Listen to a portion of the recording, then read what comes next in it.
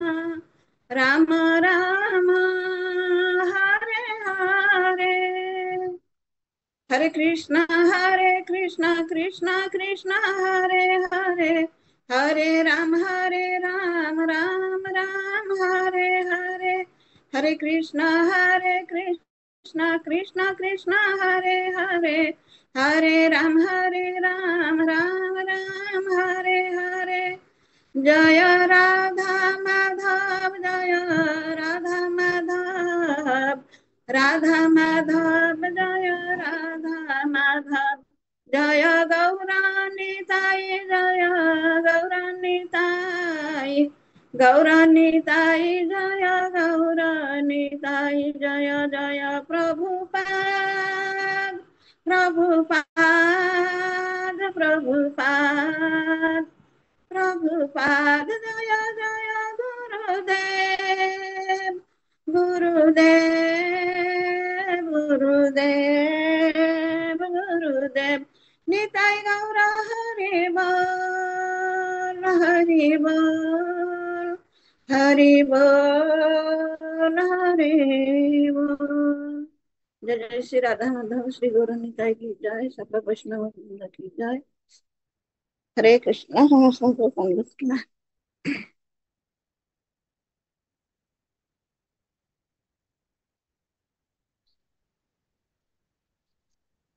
ॐ अज्ञानतिमिरान्धस्य ज्ञानाञ्जनशलाकया चक्षुरुन्मीलितं येन तस्मै श्रीगुरवे नमः। श्रीचैतन्यमनोभीष्टं स्थापितं येन भूतले स्वयं रूपः कदा मह्यं ददाति स्वपदान्तिकम्। वन्देऽहं श्रीगुरौ श्रीयुतपदकमलं श्रीगुरून् वैष्णवांश्च श्रीरूपं साग्रजातं सहगण रघुनाथान्वितं तं सजीवं साद्वैतं सावधूतं परिजनसहितं श्रीकृष्णचैतन्यदेवं श्रीराधाकृष्णपादान् सहगणा ललिता श्रीविशाखान्वितांश्च हे कृष्णकरुणा सिन्धो दीनबन्धो जगत्पते गोपेश गोपिकान्त राधाकान्त नमस्तुते। तप्त कांचन गौरांगी राधे वृंदावनेश्वरी वृषभानुसुते देवी प्रणमामि हरिप्रिये। वाञ्छाकल्पतरुभ्यश्च कृपा सिन्धुभ्यैव च पतितानां पावनेभ्यो वैष्णवेभ्यो नमो नमः। नमो विष्णुपादाय कृष्णपृष्ठाय भूतले श्रीमते भक्तिवेदांत स्वामिनीति नामिने। नमस्ते सरस्वती देवे गौरवाणी प्रचारिणे निर्विशेष शून्यवादी पाश्चात्य देशतारिणे। जय श्री कृष्ण चैतन्य प्रभु नित्यानंद श्री अद्वैत गदाधर शिवसादि गौर भक्त वृंद। हरे कृष्ण कृष्ण कृष्ण हरे हरे, हरे राम राम राम हरे हरे। ओम नमो भगवते वासुदेवाय, ओम नमो भगवते वासुदेवाय, ओम नमो भगवते वासुदेवाय, ओम नमो भगवते चैतन्य चंद्राय, ओम नमो भगवते चैतन्य चंद्राय, ओम नमो भगवते चैतन्य चंद्राय। तो भक्तवान का चरण रे मोर दंडवत प्रणाम। दंडवत प्रणाम। हरे हरे कृष्ण सदा प्रणाम। सादर प्रणाम माताजी।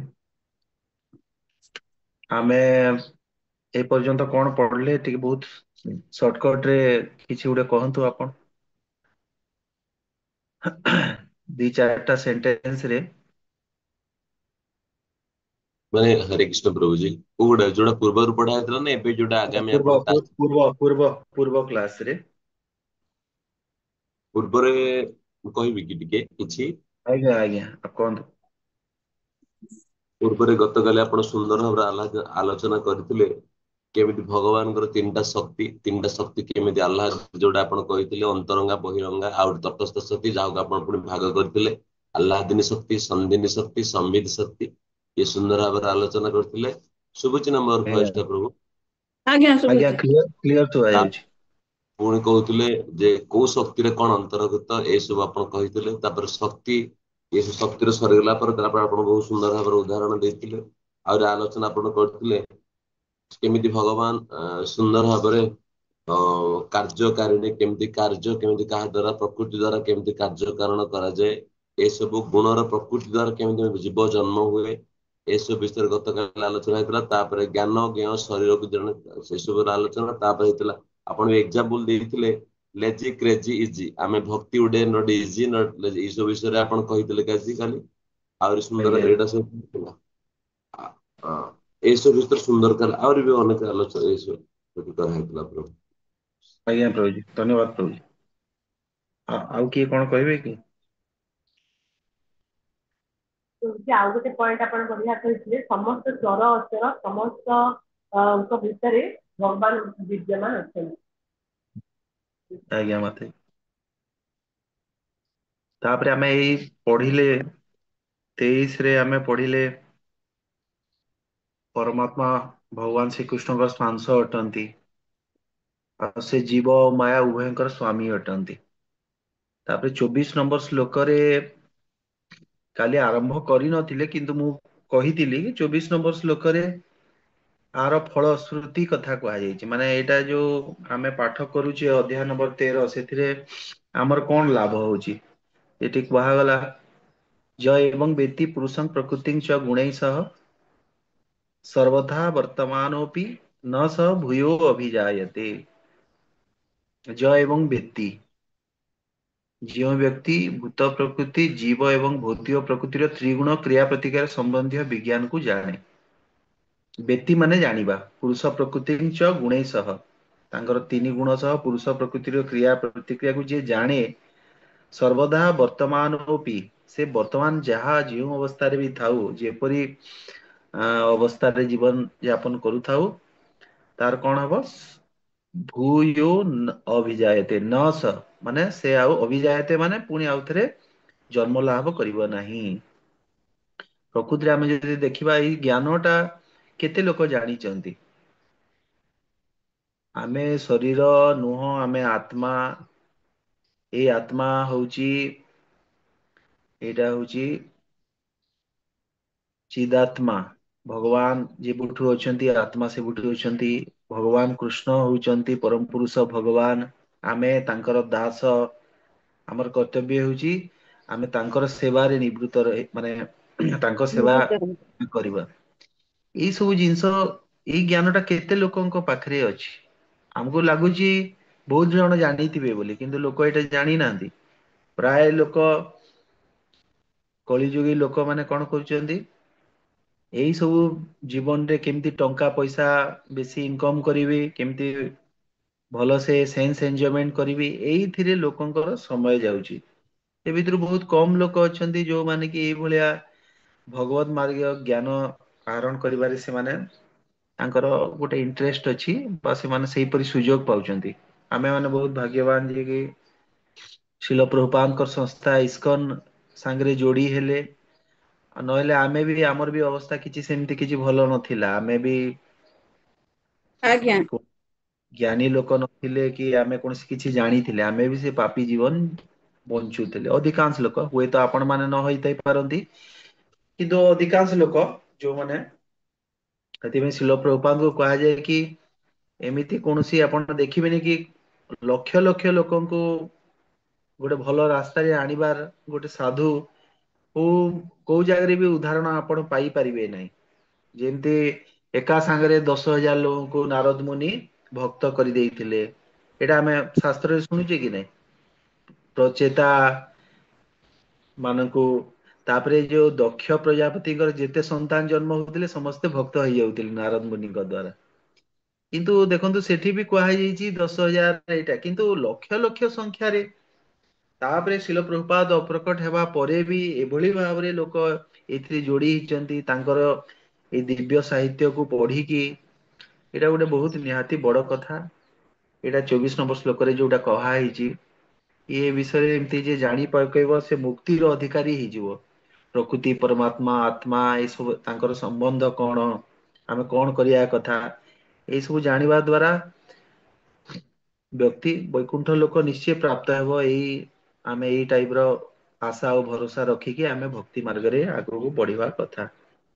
ତାପରେ 25 ନମ୍ବର ଶ୍ଲୋକ କିଏ ଜଣେ ପାଠ କରନ୍ତୁ।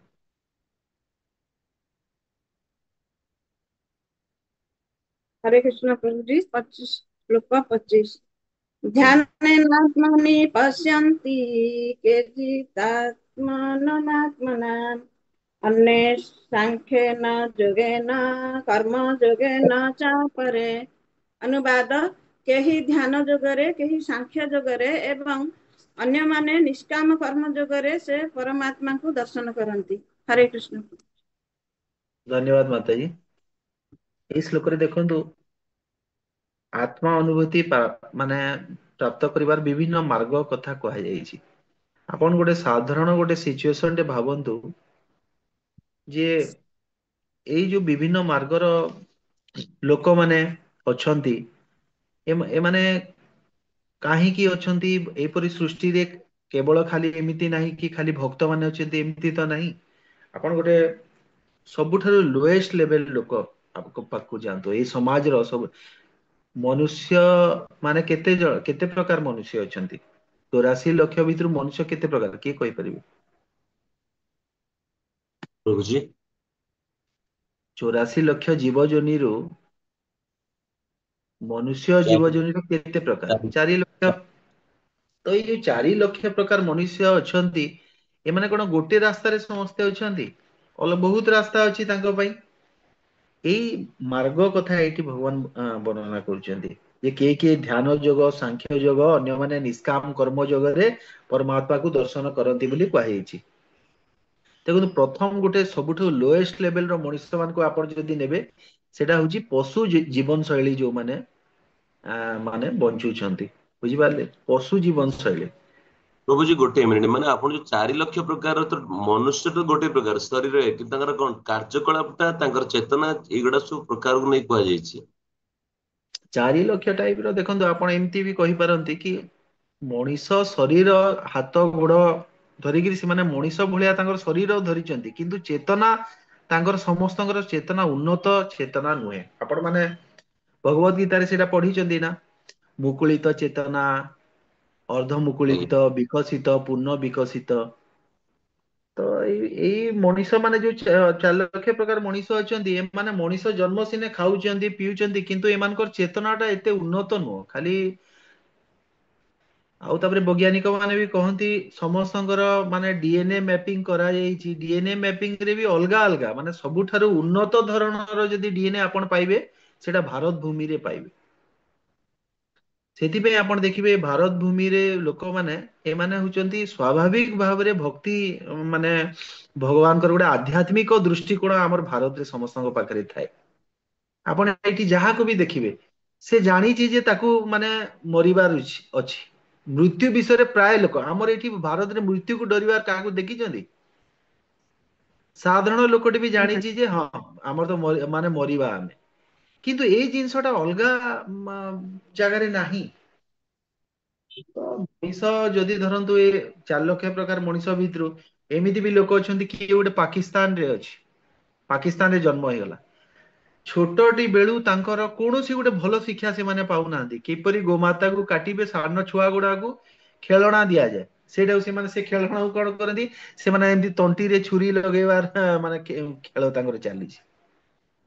ତାପରେ ଦେଖନ୍ତୁ ଶିଲ ପ୍ରଭୁପାଦ ଯେତେବେଳେ ସାଉଥ ଆଫ୍ରିକାରେ ପ୍ରଚାର କରିବା ପାଇଁ ଗଲେ, ସେଠି କଣ ସେତେବେଳେ ସିଷ୍ଟମ ଥିଲା, ଘରେ ଯିଏ ଅକର୍ମଣ୍ୟ ହେଇଯିବ, ଘର ପରିବାରରେ ଯିଏ ଅକର୍ମଣ୍ୟ ହେଇଯିବ, ସେମାନେ କଣ କରନ୍ତି, ସେ ଦେଖିଲେ ଯଦି ସେ ଆଉ ଠିକ ହେବାର ସୁଯୋଗ ନାହିଁ, ବୃଦ୍ଧ ହେଇଗଲାଣି କି ଅଲଗା କୌଣସି ତାକୁ ରୋଗ ହେଇଗଲାଣି, ସେମାନେ କଣ କରନ୍ତି, ଗୋଟେ ଦିନ ଡିସାଇଡ କରନ୍ତି ତାକୁ ମାରନ୍ତି। ସେଦିନ ସେମାନେ ପରିବାର ଲୋକ ମିଶିକି ମାରି ସାରିଲା ପରେ ତାର ମାଂସ ମାନେ ଭୋଜି ହବ।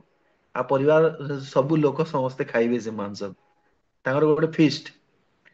ତ ଏଇ ଭଳିଆ ଚେତନାର ଲୋକ ଆଜି ସେଇ ସାଉଥ ଆଫ୍ରିକାରେ ଇସ୍କନ ର ବହୁତ ବଡ ବଡ ମନ୍ଦିର ଅଛି, ସେଠି ପ୍ରବଳ ଭକ୍ତ ହେଇଗଲେଣି ଲୋକମାନେ।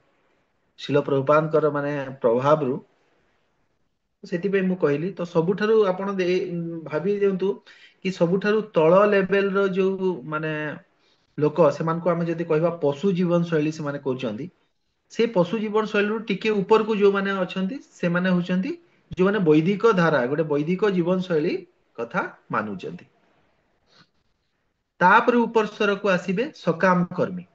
ବେଦରେ ବର୍ଣ୍ଣିତ ବିଭିନ୍ନ ପ୍ରକାର ସକାମ କର୍ମ ଆଉ ତାର ଫଳ ମାନେ ନିଜ ଲାଭ ଆଶାରେ କିଛି ଗୋଟେ ଧାର୍ମିକ କାମ, ଧାର୍ମିକ ତ ହଁ ମାନେ କିଛି ନିୟମ କାନୁନ ସେମାନେ ପାଳନ କରୁଛନ୍ତି, କିନ୍ତୁ ଯାହା ବି କରିବେ ପୂଜା ପାଠ ସେଥିରେ ତାଙ୍କର ଗୋଟେ କିଛି ଗୋଟେ ଲାଭ ଥିବ, ମାନେ ମୋର କଣ ଗୋଟେ ମତେ ମିଳିଯାଉ, ଏଥିପାଇଁ ବିଭିନ୍ନ ଦେବା ଦେବୀ ପୂଜା କଥା ବର୍ଣ୍ଣନା ସକାମ କର୍ମୀ ତାଙ୍କୁ କୁହାଯାଏ।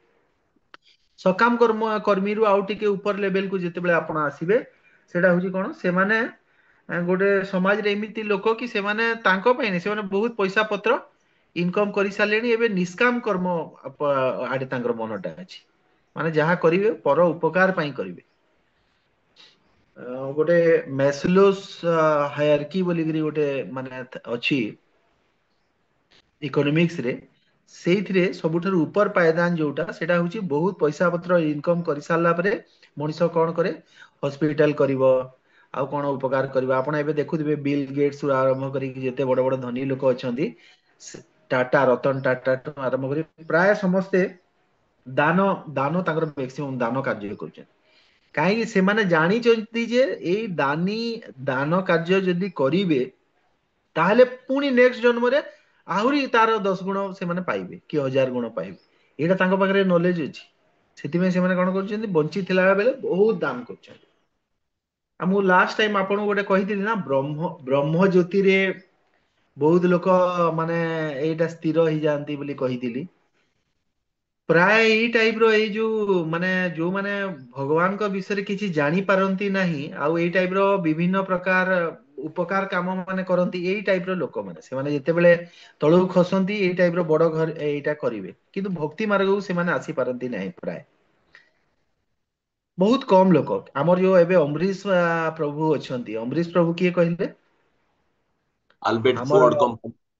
ଫୋର୍ଡ କମ୍ପାନୀର ମାଲିକ। ଆଉ ସେ କଣ ମ୍ୟାକ୍ସିମମ୍ ସେ ହିଁ ତ ଆମର ମାୟାପୁର ମନ୍ଦିର ର ଯେତେ ଦାନ କଲେକ୍ସନ ସେ ବି ନିଜେ ବହୁତ ପଇସା ଦେଇଛନ୍ତି। ଏଇ ଟାଇପ ର ଧନୀ ଲୋକ ଦେଖନ୍ତୁ, ସେମାନେ ବହୁତ ବଡ ଭାଗ୍ୟବାନ, ସେମାନେ ଭଗବାନଙ୍କର ଭକ୍ତି ମାର୍ଗକୁ ପଳେଇ ଆସିଲେ। ବାକି ଯୋଉମାନେ ରହିଲେ ସେମାନେ କଣ କଲେ, ଦାନ ବହୁତ କରୁଛନ୍ତି ବିଲ୍ ଗେଟ୍ସ ଏଇଟା, କିନ୍ତୁ ଏମାନେ ଭକ୍ତ ଲେଭେଲରେ ହେଇପାରିଲେନି। ଆପଣ ଯୋଉ ଫେସବୁକ ର ମାଲିକ, ସେ ବି ଇଣ୍ଡିଆରେ ଆସିକିରି ବହୁତ ମାନେ ହନୁମାନଙ୍କୁ ବହୁତ ଦେବା ଦେବୀଙ୍କୁ ବହୁତ ପୂଜା କଲେ, କିନ୍ତୁ ସେ କଣ ପୁରା ଆକ୍ଚୁଆଲ ଜିନିଷଟା ଜାଣି ପାରିଲା କି, କୃଷ୍ଣ ଭକ୍ତିରେ ଆସି ପାରିଲା? ତ ଏଇ ଟାଇପ ର ବହୁତ ଉଦାହରଣ ଅଛି। ତ ନିଷ୍କାମ କର୍ମ ଯୋଗ ଉପରକୁ ଯୋଉମାନେ ଟିକେ ଆସିଯିବେ ସେମାନେ ହଉଛନ୍ତି ଜ୍ଞାନ ଯୋଗ। ସେମାନେ କଣ, ଆତ୍ମା ପରମାତ୍ମା ବିଷୟରେ ତାଙ୍କର ଗୋଟେ ଜ୍ଞାନ ଅଛି। ଏଇଠୁ ଏଇ ଶ୍ଲୋକରେ ଏଇଟା କୁହାଗଲା। କେତେକ ଲୋକ ଜ୍ଞାନ ଯୋଗୀ, ତା ଉପରକୁ ଆସିବେ ଧ୍ୟାନ ଯୋଗ। ତାପରେ ଧ୍ୟାନ ଯୋଗଟା କଣ, ତାର ଅଲଟିମେଟ ହେଲା ନିର୍ଗୁଣ ନିରାକାର ବ୍ରହ୍ମ। ଏଇଟା ଗୋଟେ ତାମାନେ ଭଗବାନଙ୍କ ପାଇଁ ପହଞ୍ଚିବା ପାଇଁ ଏ ଶ୍ଲୋକରେ କୁହାଯାଉଛି ବହୁତ ଗୁଡା ମାର୍ଗ ଅଛି ବୋଲି କୁହାଯାଇଛି। ତ ବେସିକାଲି ଏଇ ଯୋଉ ମାର୍ଗକୁ ଆପଣ ଦିଟା ଭାଗରେ ବିଭକ୍ତ କରିପାରିବେ। ଗୋଟେ ହଉଛି କ୍ରମୋନ୍ନତି ବାଟ, ଯୋଉଟା ଏଇ ସବୁ ମାର୍ଗରେ ଯିବେ, ଆଉ ଗୋଟେ ହଉଛି ସିଧାସଳଖ ବାଟ, ଯୋଉଟା ଆମେ କରୁଛେ ଭକ୍ତି ମାର୍ଗ ଆମେ କରୁଛେ। ତ ଏଇଥିରୁ ଆତ୍ମଜ୍ଞାନ ପ୍ରଥମଟା ହେଇଗଲା, ଆତ୍ମଜ୍ଞାନ ବ୍ରହ୍ମ ସାକ୍ଷାତକାର ହେଇଗଲା। ତା ଉପରକୁ ଯୋଉମାନେ ଏମାନେ ଅଷ୍ଟାଙ୍ଗ ଯୋଗୀ କରୁଛନ୍ତି ସେମାନେ କଣ କରିବେ, ପରମାତ୍ମା ସାକ୍ଷାତକାର କରିବେ, ସେଟାକୁ ଧ୍ୟାନ ଯୋଗ କୁହାଯାଏ। ଆଉ ଭକ୍ତି ଯୋଗ ଯୋଉଟା କୁହାଯାଏ ସେଟା ଭଗବାନ କୃଷ୍ଣଙ୍କର ଆରାଧନା କରିବେ। ତ ଶ୍ଲୋକ ନମ୍ବର 25 ରେ କୁହାଗଲା ଯେ ଏଇ ଯୋଉ ଯେତେ ମାର୍ଗର ଲୋକ ଅଛନ୍ତି ଏମାନଙ୍କର ଭିତରୁ କେହି ବି ମାନେ ପ୍ରାୟ ନାସ୍ତିକ ଶ୍ରେଣୀର ଲୋକ ବୋଲି କୁହାଯିବ, କିନ୍ତୁ କେବଳ ଭକ୍ତ ହିଁ ଏମିତି ଜଣେ ଯିଏ କି ଆଧ୍ୟାତ୍ମିକ ଅନୁଭୂତି ଲାଭ କରିବାରେ ସକ୍ଷମ ହେଇପାରୁଛି।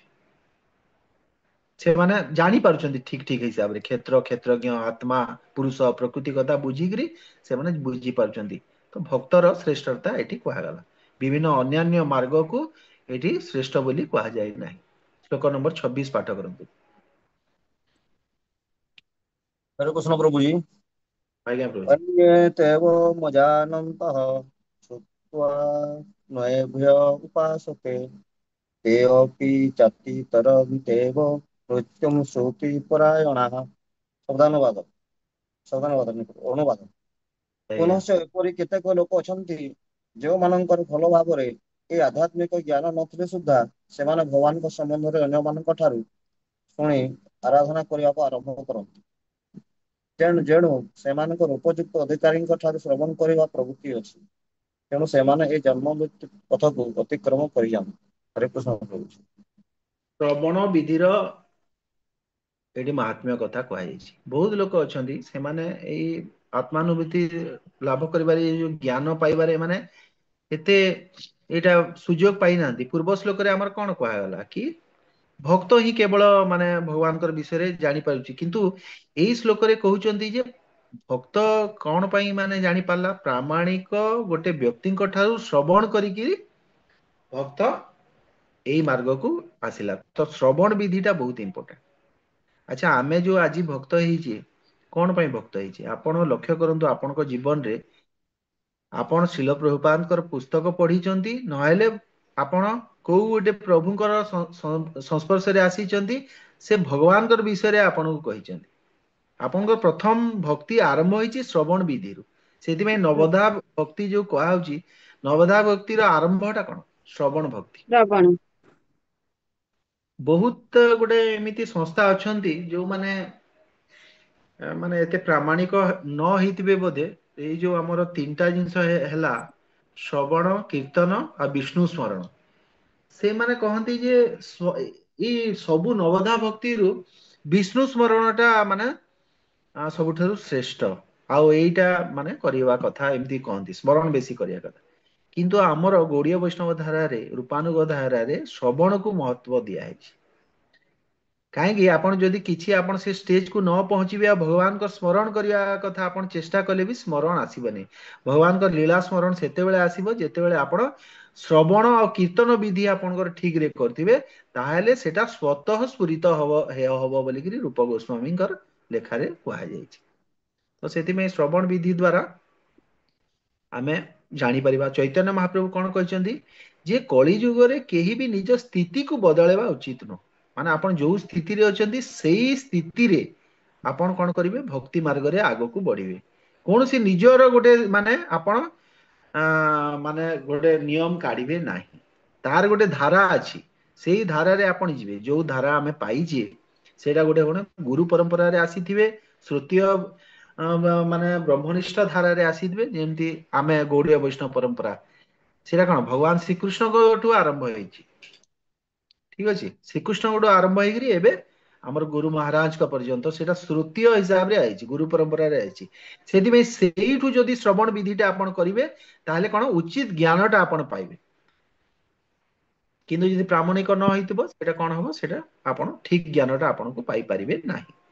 ତ ସେ ଚୈତନ୍ୟ ମହାପ୍ରଭୁ କଣ କହିଛନ୍ତି, ହରେକୃଷ୍ଣ ମହାମନ୍ତ୍ରର ଉଚ୍ଚାରଣ, କୀର୍ତ୍ତନ ଓ ଶ୍ରବଣ କରିବା ଦ୍ଵାରା ଆଧ୍ୟାତ୍ମିକ ମାର୍ଗରେ ଅଗ୍ରଗତି କରିହବ ବୋଲି କହୁଛନ୍ତି। ମାନେ ହରେକୃଷ୍ଣ ମହାମନ୍ତ୍ର ଯଦି ଆପଣ ବାରମ୍ବାର ସବୁଦିନ ଯଦି ନିୟମ ହିସାବରେ ଷୋଳମାଳ ଜପ କରୁଛନ୍ତି, ତାହେଲେ ଆପଣ ଏଇ ମାର୍ଗରେ ଆଗକୁ ବଢି ପାରିବେ। ଆଉ ବହୁତ ଲୋକ ଏମିତି ଅଛନ୍ତି, ସେମାନେ କିଛି ବେଶୀ କିଛି ପାଠ ପଢି ନାହାନ୍ତି କି ବେଶୀ କିଛି ଜାଣିନାହାନ୍ତି, କିନ୍ତୁ ଏମିତି ସାଧୁ ବୈଷ୍ଣବ କୃପାରୁ ଗୋଟେ ଧାରା ପାଇ ଯାଇଛନ୍ତି, ସେଇ ଧାରାରେ ସେମାନେ ଆଗକୁ ବଢିକିରି ସେମାନେ ଭଗବତ ପ୍ରାପ୍ତି କରିଛନ୍ତି। ଏମିତି ବହୁତ ଉଦାହରଣ ଅଛି। ଶ୍ଲୋକ 24 ପାଠ କର, ସରି ଶ୍ଲୋକ 27। 27 ପାଠ। ଏବେ ଦେଖନ୍ତୁ 27 ରୁ 35 ଯୋଉ ଶ୍ଲୋକ, ଏଇଟା ଏବେ ଆମର ଏଇଠି ସରିଲା। ଏବେ ପର୍ଯ୍ୟନ୍ତ ଯୋଉ ଅର୍ଜୁନ 6ଟା ପ୍ରଶ୍ନ ପଚାରିଥିଲେ, କ୍ଷେତ୍ର, କ୍ଷେତ୍ରଜ୍ଞ, ଜ୍ଞାନ, ଜ୍ଞେୟ ଆଉ ପ୍ରକୃତି ପୁରୁଷ, 6ଟା ପଚାରିଥିଲେ। ଏବେ 6ଟା ଜିନିଷ ଆମେ ଡିସକସ କରିଦେଲେ। ଏବେ କଣ ହବ, ଏଇ 27 ରୁ 35 ଆମେ କନକ୍ଲୁଜନ ଯିବା। ତାକୁ ଜ୍ଞାନ ଚକ୍ଷୁଷା ନାଁ ଦିଆହେଇଛି। ଯାହା ସବୁ ଆମେ ପଢିଲେ ତାର ପୁଣି ଆଉଥରେ ରିପିଟେସନ ହେଇକିରି କନକ୍ଲୁଜନ ହବ। ଠିକ ଅଛି, ଏଥିରେ ବିଶେଷ କିଛି ନାହିଁ। ଏଥିରେ ଖାଲି ଆପଣଙ୍କୁ ଯାହା ଯାହା ଆମେ ଡିସକସ କଲେ ସେଟା ଟିକେ ଟିକେ କହି କହି ଯିବା। 27 ନମ୍ବର ପାଠ କର। ଯାवसञ्जायते किञ्चित् सत्त्वं स्थावरजङ्गमं संयोगार विद्धि ଭାରତର୍ଷଭ। ହେ ଭରତ ଶ୍ରେଷ୍ଠ, ସ୍ଥାବର ଓ ଜଙ୍ଗମ ଆଦି ଯାହା ତୁମେ ଦେଖୁଛ, ତାହା ସବୁ କ୍ଷେତ୍ର ଓ କ୍ଷେତ୍ରଜ୍ଞଙ୍କର ସଂଯୋଗ ହିଁ ଅଟେ। ହରେ କୃଷ୍ଣ। ଧନ୍ୟବାଦ ମାତାଜୀ। ସତ୍ୱଙ୍ଗ ଯୋଉ ଶବ୍ଦ ଏଇଠି କୁହାଗଲା, ସେଇଟା ହଉଛି ଏଇ ଯୋଉ ପ୍ରାଣୀ ମାନେ ସବୁ ଜନ୍ମ ନଉଛନ୍ତି, ଚର ଅଚର ପ୍ରାଣୀ ମାନେ, ସତ୍ୱଙ୍ଗ କୁହାଗଲା। ସ୍ଥାବର ଜଙ୍ଗମ, ପର୍ବତ ବୃକ୍ଷ ଆଦି ସ୍ଥାବର ଚଳପ୍ରଚଳ କରୁଥିବା ପ୍ରାଣୀ ଜଙ୍ଗମ ଅଟନ୍ତି। କ୍ଷେତ୍ର କ୍ଷେତ୍ରଜ୍ଞ ସଂଯୋଗ, ମାନେ କ୍ଷେତ୍ର ଆଉ କ୍ଷେତ୍ରଜ୍ଞର ସଂଯୋଗରେ ହିଁ ସବୁଥିରେ ଉତ୍ପତ୍ତି ହେଇଛି। ଖାଲି କ୍ଷେତ୍ର ଥିଲେ କଣ ଚଳପ୍ରଚଳ ହବ କି? କେତେବେଳେ ଚଳପ୍ରଚଳ ହେଇପାରିବ ନାହିଁ। କ୍ଷେତ୍ରଜ୍ଞ ଯେ ପର୍ଯ୍ୟନ୍ତ ସେଠି ନ ଆସିବେ, କ୍ଷେତ୍ର ତ ହେଇଗଲା ଏ ଶରୀର 24 ତତ୍ଵ ମିଶିଗଲା, କିନ୍ତୁ 25 ନମ୍ବର ତତ୍ଵ ହେଇଗଲା ଆପଣଙ୍କର କ୍ଷେତ୍ରଜ୍ଞ, ଯୋଉଟା ହଉଛି ଆତ୍ମା କଥା। ମାନେ ଜୀବାତ୍ମା ହଉଛି କ୍ଷେତ୍ରଜ୍ଞ, ସେ ହଉଛି 25 ନମ୍ବର ତତ୍ଵ, ଆଉ 26 ନମ୍ବର ତତ୍ଵ ହେଇଗଲା ପରମାତ୍ମା, ସେ ହଉଛନ୍ତି ପରମ କ୍ଷେତ୍ରଜ୍ଞ। ତ ଏଇ ଯୋଉ ତିନି ଜଣଙ୍କର ସଂଯୋଗ ଯେତେବେଳେ ହବ, ସେତେବେଳେ କଣ କହୁଛନ୍ତି ସବୁ ପ୍ରାଣୀ ମାନେ ଉତ୍ପନ୍ନ ହେବେ, ନହେଲେ କିଛି ହେଇପାରିବ ନାହିଁ। ପରା ପ୍ରକୃତି ଜୀବର ସ୍ପର୍ଶ ବିନା କିଛି ଉତ୍ପନ୍ନ କରିପାରିବ ନାହିଁ। ଏହି ସଂଯୋଗ କିଏ କରାନ୍ତି? ଏଇଟା ସବୁଠାରୁ ଇମ୍ପୋର୍ଟାଣ୍ଟ। ଏଇଟା ହଉଛନ୍ତି, ଏଇ ସଂଯୋଗଟା ଭଗବାନଙ୍କ ଦ୍ଵାରା ହୁଏ। କାହିଁକି? ସେ କ୍ଷେତ୍ରଜ୍ଞର ନିୟାମକ ଅଟନ୍ତି, କଣ୍ଟ୍ରୋଲର। ଏଇଟା ବି ଆମେ ପଢିଥିଲେ, ବୁଝିପାରିଲେ? ଶ୍ଲୋକ 28। ସମସ୍ତେ ଚେଷ୍ଟା କରନ୍ତୁ କି ଏଇଟା ମାନେ ଉଚ୍ଚାରଣ କରିବା ପାଇଁ। କାହିଁ କହିଲେ, ଏଇ ଯୋଉ ମାନେ ଭଗବତ ଗୀତାର ପ୍ରତ୍ୟେକ, ଏଇଟା ସାଧାରଣ ନୁହଁ, ଏଇଟା ହଉଛି ମାନେ ଏଇଟା ହଉଛି ଦିବ୍ୟ ଶବ୍ଦ। ଯିଏ କେହି ବି ଉଚ୍ଚାରଣ କରିବେ, ଯିଏ କେହି ବି ଶୁଣିବେ, ପରମ ଉପକାର ହବ। ଆପଣ ସମସ୍ତେ ଚେଷ୍ଟା କରନ୍ତୁ, ଖାଲି ଜଣେ ଦି ଜଣ ନାହିଁ। हरे कृष्ण प्रभु। तो ଆଜ୍ଞା। कहते ହଁ। सम सर्वेषु भूतेषु तिष्ठन्ति परमेश्वरं विना स्वत सविनश्यन्त च पश्यति स पश्यति। परमात्मा जीवात्मा सहित प्रत्येक शरीर रे विद्यमान थिबार जे देखिपारे एवं जीवात्मा किंबा परमात्मा यही केवे विनिष्ट हुअन्ति नहीं। एक कथा जे बुझिपारे से ही प्रकृत रे देखे। हरे कृष्ण। सम सर्वेषु भूतेषु, परमात्मा समस्त जीव ମାନଙ୍କ ଭିତରେ ସମାନ ଭାବରେ ଅବସ୍ଥିତ। ମାନେ କ୍ଷୀରୋଦକ ସାଇ ବିଷ୍ଣୁ କଣ କରିଛନ୍ତି? ପ୍ରତ୍ୟେକ ଅଣୁ ପରମାଣୁ ଭିତରେ ପ୍ରବେଶ କରିଛନ୍ତି, ଆଉ ପ୍ରତ୍ୟେକ ମନୁଷ୍ୟର, ବ୍ୟକ୍ତିର ହୃଦୟରେ, ପ୍ରତ୍ୟେକ ଜୀବର ହୃଦୟରେ ପରମାତ୍ମା ରୂପରେ ସେ ସ୍ଥାପିତ ହେଇକିରି ଅଛନ୍ତି। ସେ ହଉଛନ୍ତି ନିତ୍ୟ ସଖା। ସେ କେତେବେଳକୁ ଜୀବକୁ କେତେବେଳକୁ ଏକାକି ଛାଡୁନାହାନ୍ତି। ବିନଶ୍ୟସୁ ଅବିନଶ୍ୟନ୍ତମ, ଆତ୍ମା ଓ ପରମାତ୍ମା କେବେ ବିନଷ୍ଟ ହୁଅନ୍ତି ନାହିଁ। ଏ ଦି ଜଣ ଯାକ କଣ, ଏମାନେ କେବେ ବିନଷ୍ଟ ହୁଏ ନାହିଁ।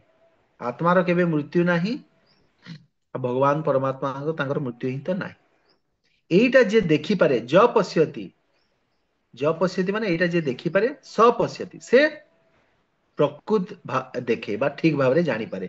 ଶରୀର ଓ ଶରୀରର ସ୍ୱାମୀ ଆତ୍ମା ଓ ଆତ୍ମାର ମିତ୍ର ପରମାତ୍ମା ଭଗବାନ, ଏମାନଙ୍କୁ ଯିଏ ଦେଖିପାରେ ବା ଜାଣିପାରେ, ସେ ହିଁ ପ୍ରକୃତ ଜ୍ଞାନୀ ଅଟେ। ବୁଝିପାରିଲେ? ମାନେ ଏବେ ଆପଣ ମାନେ ଯେତେ ଜଣ ଏଠି ଅଛନ୍ତି, କଣ ସମସ୍ତେ କଣ ଏଇଟା ଏଇ ଶ୍ଲୋକ ହିସାବରେ କଣ ସମସ୍ତେ ହଉଛନ୍ତି, ଆମେ ମାନେ କଣ ଏଇ ଜ୍ଞାନଟା ପାଇଲେ। ଏଇ ଜ୍ଞାନଟା ଯିଏ ପାଇଲା, ସେଇ ତାକୁ ହିଁ ଜ୍ଞାନୀ କୁହାଯିବ। ଆଉ ଆପଣଙ୍କ ପାଖରେ କୋଉ ଡିଗ୍ରୀ ଅଛି, ଆପଣ କେତେ ପାଠ ପଢିଛନ୍ତି, ସେଟା ଆପଣ ଏଇ ଯୋଡ ଜ୍ଞାନୀ କଥା ଏଇଠି କୁହାଯାଉ ନାହିଁ। ଆପଣ ଏଇ ନଲେଜଟା ଆପଣଙ୍କ ପାଖେ ଥିବା କଥା। ଏଇ ଶ୍ଲୋକରେ କେତେଟା ଦେଖ, କେତେଟା ଲୋକ କହୁଛନ୍ତି ଯେ ଏଠି ପରମେଶ୍ୱର ଶବ୍ଦଟା ଆତ୍ମା ପାଇଁ କୁହାଯାଇଛି, ଆଉ କେତେଟା ଟୀକାରେ କୁହାଯାଇଛି ଏଇଟା ପରମାତ୍ମା ପାଇଁ କୁହାଯାଇଛି। କିନ୍ତୁ ଯାହା ବି ହଉ, ଶ୍ରୀଲ ପ୍ରଭୁପାଦ କହିଛନ୍ତି ଏ ଦିଟା ଜିନିଷ ଯେହେତୁ ଶରୀର ଭିତରେ ଅଛନ୍ତି, ତାହେଲେ ସେ ଗୋଟେ କଥାକୁ କୁହାହେଇଗଲା। ଗୋଟେରୁ ଆଉ ଗୋଟେ ଶରୀରକୁ ଏମାନେ ବାରମ୍ବାର ଗତି କରନ୍ତି। ଶ୍ଲୋକ ନମ୍ବର 29। हरे कृष्ण। समं पश्यन् हि सर्वत्र समवस्थितमीश्वरं न हि आत्मनात्मनं ततो जाति परां गतिम्। ଯେଉଁ ବ୍ୟକ୍ତି ପ୍ରତ୍ୟେକ ଜୀବରେ ଏବଂ ସବୁଠାରେ ସମାନ ଭାବରେ ଅବସ୍ଥିତ ଥିବା ପରମାତ୍ମାଙ୍କୁ ଦେଖେ, ସେ କେବେ ହେଲେ ମନ ଦ୍ୱାରା ଅଧୋଗାମୀ ହୁଏ ନାହିଁ। ଏହିପରି ସେ ପରମ ଗତି ଲାଭ କରେ। ଧନ୍ୟବାଦ ପ୍ରଭୁଜୀ। ଆମର ଆଉ ଗୋଟେ ଶୁଦ୍ଧ ଭକ୍ତର ଦୃଷ୍ଟି ସମାନ ନା ଅଲଗା? ନିହାତି ଅଲଗା ହିଁ ହବ। ସେମାନେ ହଉଛନ୍ତି ଶୁଦ୍ଧ ଭକ୍ତ। ତ ସେ ନାଇଁ, ଦୃଷ୍ଟି, ଶୁଦ୍ଧ ଭକ୍ତିଙ୍କ ଦୃଷ୍ଟି ସମାନ ସମସ୍ତଙ୍କ ପ୍ରତି। ହଁ ମାତି, ସେଇଟା ହିଁ କହିବା ପାଇଁ ଯାଉଛି। କିନ୍ତୁ ଆମ ଦୃଷ୍ଟି ଆଉ ତାଙ୍କ ଦୃଷ୍ଟିଟା ସମାନ ନୁହଁ। ବୁଝିପାରିଲେ? ହଁ, ଆମ ଆମେ ତ ସେତିକି ଶୁଦ୍ଧ ସ୍ତରକୁ ପହଞ୍ଚି ନାହାନ୍ତି ନା। ଯାଇପାରୁନାହିଁ। ତ ଏଇ ଶ୍ଲୋକରେ ମାତାଜୀ ସେଇ କଥାଟା କୁହାଯାଇଛି ଯେ ସମସ୍ତଙ୍କ ଶରୀରରେ କଣ ଅଛନ୍ତି? ଭଗବାନ ଅଛନ୍ତି। ତ ଏଇ ଶରୀରଟା କଣ? ଗୋଟେ ମନ୍ଦିର। ପ୍ରତ୍ୟେକ ଜୀବର ଶରୀର ହଉଛି ଗୋଟେ ମନ୍ଦିର। କାହିଁକି? ସେଠି ଭଗବାନ ଅଛନ୍ତି। ଭଗବାନ ଯୋଉଠି ଥାନ୍ତି ତାକୁ ହିଁ ତ ମନ୍ଦିର କୁହାଯାଏ ନା। ଆପଣ ଯେତେବେଳେ ଦ୍ୱାଦଶ ତିଲକ କରୁଛନ୍ତି, ତା ଅର୍ଥ କଣ ହେଲା? ଆପଣ ତିଲକ ଲଗେଇଲେ, ଆପଣ ଗଲେ ବାହାରକୁ ଗଲେ, ଯିଏ କେହି ବି ଆପଣଙ୍କୁ ଦର୍ଶନ କଲା, ସେ କଣ ହବ? ବିଷ୍ଣୁ ମନ୍ଦିର ଦର୍ଶନର ପୁଣ୍ୟ ଫଳ ପ୍ରାପ୍ତ ହେଇଯିବ। ମାନେ ଆମର ଗୋଟେ ବୈଷ୍ଣବର ଶରୀରଟା ଗୋଟେ ସାଧାରଣ ଶରୀର ନୁହେଁ। ପ୍ରତ୍ୟେକ ଶରୀର ହିଁ ତ ଭଗବାନ ଅଛନ୍ତି, ସେଟା ମନ୍ଦିର। କିନ୍ତୁ ବୈଷ୍ଣବ ଦ୍ୱାଦଶ ତିଳକ ମାନେ କରୁଛି। ତ ପ୍ରତ୍ୟେକ ବ୍ୟକ୍ତିର ଶରୀର ହଉଛି ମନ୍ଦିର। ଆଉ ଏଭଳି ଦୃଷ୍ଟି ଆମର ହବା କଥା। ଆମେ ସମସ୍ତଙ୍କୁ ଗୋଟେ ସାଧାରଣ ମଣିଷ ବା ସାଧାରଣ ଜୀବ ଏମିତି ଭାବନ୍ତୁ ନାହିଁ। ଭାବନ୍ତୁ ଏଇଟା ସ୍ଵୟଂ ଭଗବାନ ବିଷ୍ଣୁ ମୋ ସାମ୍ନାରେ ଅଛି। ତାକୁ ନ କହିଲେ ବି ଆପଣ ଗୋଟେ ପ୍ରାକ୍ଟିସ କରନ୍ତୁ। ସକାଳୁ ଉଠିଲେ ମୁଁ କଣ କରିବି? ଯିଏ କେହି ବି ମୋ ସାମ୍ନାକୁ ଆସିଲା, ମୁଁ କମ ସେ କମ 2-3 ଘଣ୍ଟା ପର୍ଯ୍ୟନ୍ତ ଗୋଟେ ଟାଇମ ଦେବେ କି ମୁଁ ଯିଏ 10ଟା ଭିତରେ ମୁଁ ପ୍ରାକ୍ଟିସ କରିବି। ସକାଳ 10ଟା ପର୍ଯ୍ୟନ୍ତ ଯିଏ କେହି ବି ମୋ ସାମ୍ନାକୁ ଆସିଲା, ସ୍ଵୟଂ ଭଗବାନ ବିଷ୍ଣୁ ଆସିଲେ। ଏଇଟା ଗୋଟେ ଆପଣ ବିଚାର କରିବେ। ତାକୁ କହିବେନି। ତାକୁ ଯଦି କହିବେ ଆପଣ ନାରାୟଣ ବିଷ୍ଣୁ କହିଲେ, ପୁଣି ସେ କଥାଟା ଅଲଗା ହେଇଯିବ। ସେ ଭାବିବ ଏଇଟା ମୋ ସାଙ୍ଗରେ ମଜା କରୁଛନ୍ତି ଭାବିବ। ଆପଣ ମନେ ମନେ ତାକୁ କହନ୍ତି, ହେ ନାରାୟଣ, ଆପଣଙ୍କୁ ମୁଁ ପ୍ରଣାମ କରୁଛି। ଏମିତି ପ୍ରଣାମ ଜଣାନ୍ତୁ। ଯାହାକୁ ବି ଦେଖିବେ, ଜୀବଜନ୍ତୁ ଯାହାକୁ ବି ଦେଖିଲେ। ତ ଏମିତି ଅଭ୍ୟାସ କରିବେ। ଯଦି ଜଣେ ଗୋଟେ ମହାପୁରୁଷ କହୁଥିଲେ, ତାପରେ କଣ ହବ? 2 ଘଣ୍ଟା 3 ଘଣ୍ଟାରୁ ଆରମ୍ଭ କରିକିରି ତାପରେ 24 ଘଣ୍ଟା ଆପଣଙ୍କର ଅଭ୍ୟାସ ହେଇଯିବ। ନାରାୟଣ ବୋଲି ଆପଣ ସମସ୍ତଙ୍କୁ ଦେଖିବେ। ତ ଏଇଭଳି କେତେବେଳେ ଆପଣ ମାନେ ଏଇଟା ଏମିତି ଆପଣଙ୍କର ଭାବନା ଆସିବ? ଯେତେବେଳେ ଆପଣଙ୍କର ଆତ୍ମା ପରମାତ୍ମାର ଜ୍ଞାନ ଆସିବ, ଯେତେବେଳେ ଭଗବତ ଗୀତା ଆପଣ ପାଠ କରିବେ, ସେତେବେଳେ ଏଇ ଟାଇପ ର ଦୃଷ୍ଟି ହବ। ଖାଲି ପାଠ କରିଦେବେ, ଭୁଲିଯିବେ, ତ ସେଇଟା ତ ସେ ପାଠର ମାନେ ବହୁତ ଗୌଣ ଫଳ ଖାଲି ପାଇବେ। କିନ୍ତୁ ଆପଣ ପ୍ରକୃତିରେ ଆପଣ ନିଜେ ମହାତ୍ମା ହେଇଯିବେ, ଯଦି ଆପଣ ଏଇ ଟାଇପ ର ବିଚାର ରଖିବେ। ଏଇ ଶ୍ଲୋକରେ ଯାହା କୁହାଯାଉଛି, ଏମିତି ଯଦି ହବ, ତାହେଲେ କଣ ହବ? ଆମେ ଆଉ କାହାର ଅପମାନ କରିପାରିବା କି? ଆମେ କାହାର ଅପମାନ କରିପାରିବାନି। ସେ ତ ଆମର ପୂଜ୍ୟ। ଆମେ ମନ୍ଦିରରେ ଆଜି କେତେ ଆମେ ଖରାପ ଭାବୁଛେ। ଇଏ ପ୍ରଭୁ ମତେ ଏମିତି କହିଥିଲେ, ସେ ସେମିତି କହିଥିଲେ, ଇଏ କନିଷ୍ଠ ଭକ୍ତ, ଇଏ ହଉଛି ଭଲ ଭକ୍ତ। ଆମେ କେତେ ଏଇଟା କରୁଛେ। ଆମେ କଣ ପାଇଁ ଆମେ ଏଇଟା କରିବା? ଆମେ ତ ତୃଣାଦେବୀ ସୁନିଚେନ, ଆମକୁ କୁହାଗଲା ଆମେ ତୃଣ ଠାରୁ ପୁରା ହୀନ ହେଇଯିବା। ସମସ୍ତଙ୍କୁ ଆମେ ଅମାନୀନ ମାନ ଦେବା। ଆମେ ମାନ ଦେବା, କିନ୍ତୁ ଆମେ ଇଚ୍ଛା କରିବା ନାହିଁ। ଏଇଟା ଆମେ ଚେଷ୍ଟା କରିବା କଥା। ହୁଏତ ମୁଁ ଆପଣଙ୍କୁ କହୁଛି, ହୁଏତ ମୁଁ ବି କରିପାରୁନି, କିନ୍ତୁ ଯାହା ଆମକୁ ଶିକ୍ଷା ଦିଆ ହେଉଛି, ଆମକୁ ସେଇ ଲେଭେଲରେ ଆମକୁ ଆସିବାକୁ, ସେଇ ସ୍ଥିତିକୁ ଆସିବାକୁ ପଡିବ ଆମକୁ। ତ ଏଇଟା ଯଦି ଆମେ କରିବା, ତାହେଲେ କଣ? ଏବେ ଆମେ ଆତ୍ମକେନ୍ଦ୍ରିକ ଯୋଉ ଆମର ବୁଦ୍ଧିଟା ଅଛି, ସେଇଟା ହେଉଛି ଆମର ଅଧୋଗତିର କାରଣ। କେବଳ ମୁଁ ଆଉ ମୋର କଥା ଆମେ ଭାବୁଛେ। ଭକ୍ତ ହେଇସାରିଲେଣି, କିନ୍ତୁ ଫେର ବି କଣ ହେଲା? ମୋର ଅପମାନ ହେଇଗଲା, ମତେ ମୁଁ କଣ କରିବି, ମୋର କଣ ରୋଲ? ଏଇଟା ସବୁବେଳେ ଆମେ ଏଇ ଜିନିଷ ଭାବିବା। ଆଉ ସେଥିରୁ କଣ ହଉଛି? କ୍ଷେତ୍ରରେ ଗୋଟେ ଆମର ଯୋଉ ଶରୀର କ୍ଷେତ୍ରରେ ଗୋଟେ ବିକାର ଜନ୍ମ ହଉଛି।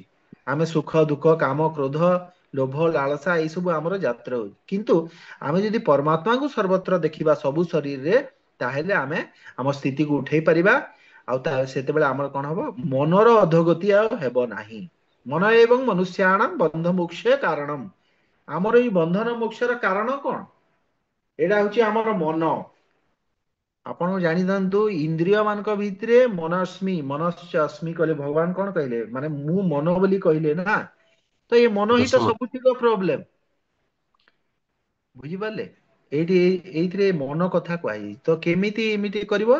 ଯେତେବେଳେ ଆମେ ଆତ୍ମଜ୍ଞାନ ପ୍ରାପ୍ତ ହେବା, ତାହେଲେ ଜୀବର ଆଉ ଅଧୋଗତି ହେବ ନାହିଁ। ଆମେ ସର୍ବତ୍ର ପରମାତ୍ମାଙ୍କୁ ଦେଖିବା। ଶ୍ଲୋକ 30 ପଢିବା।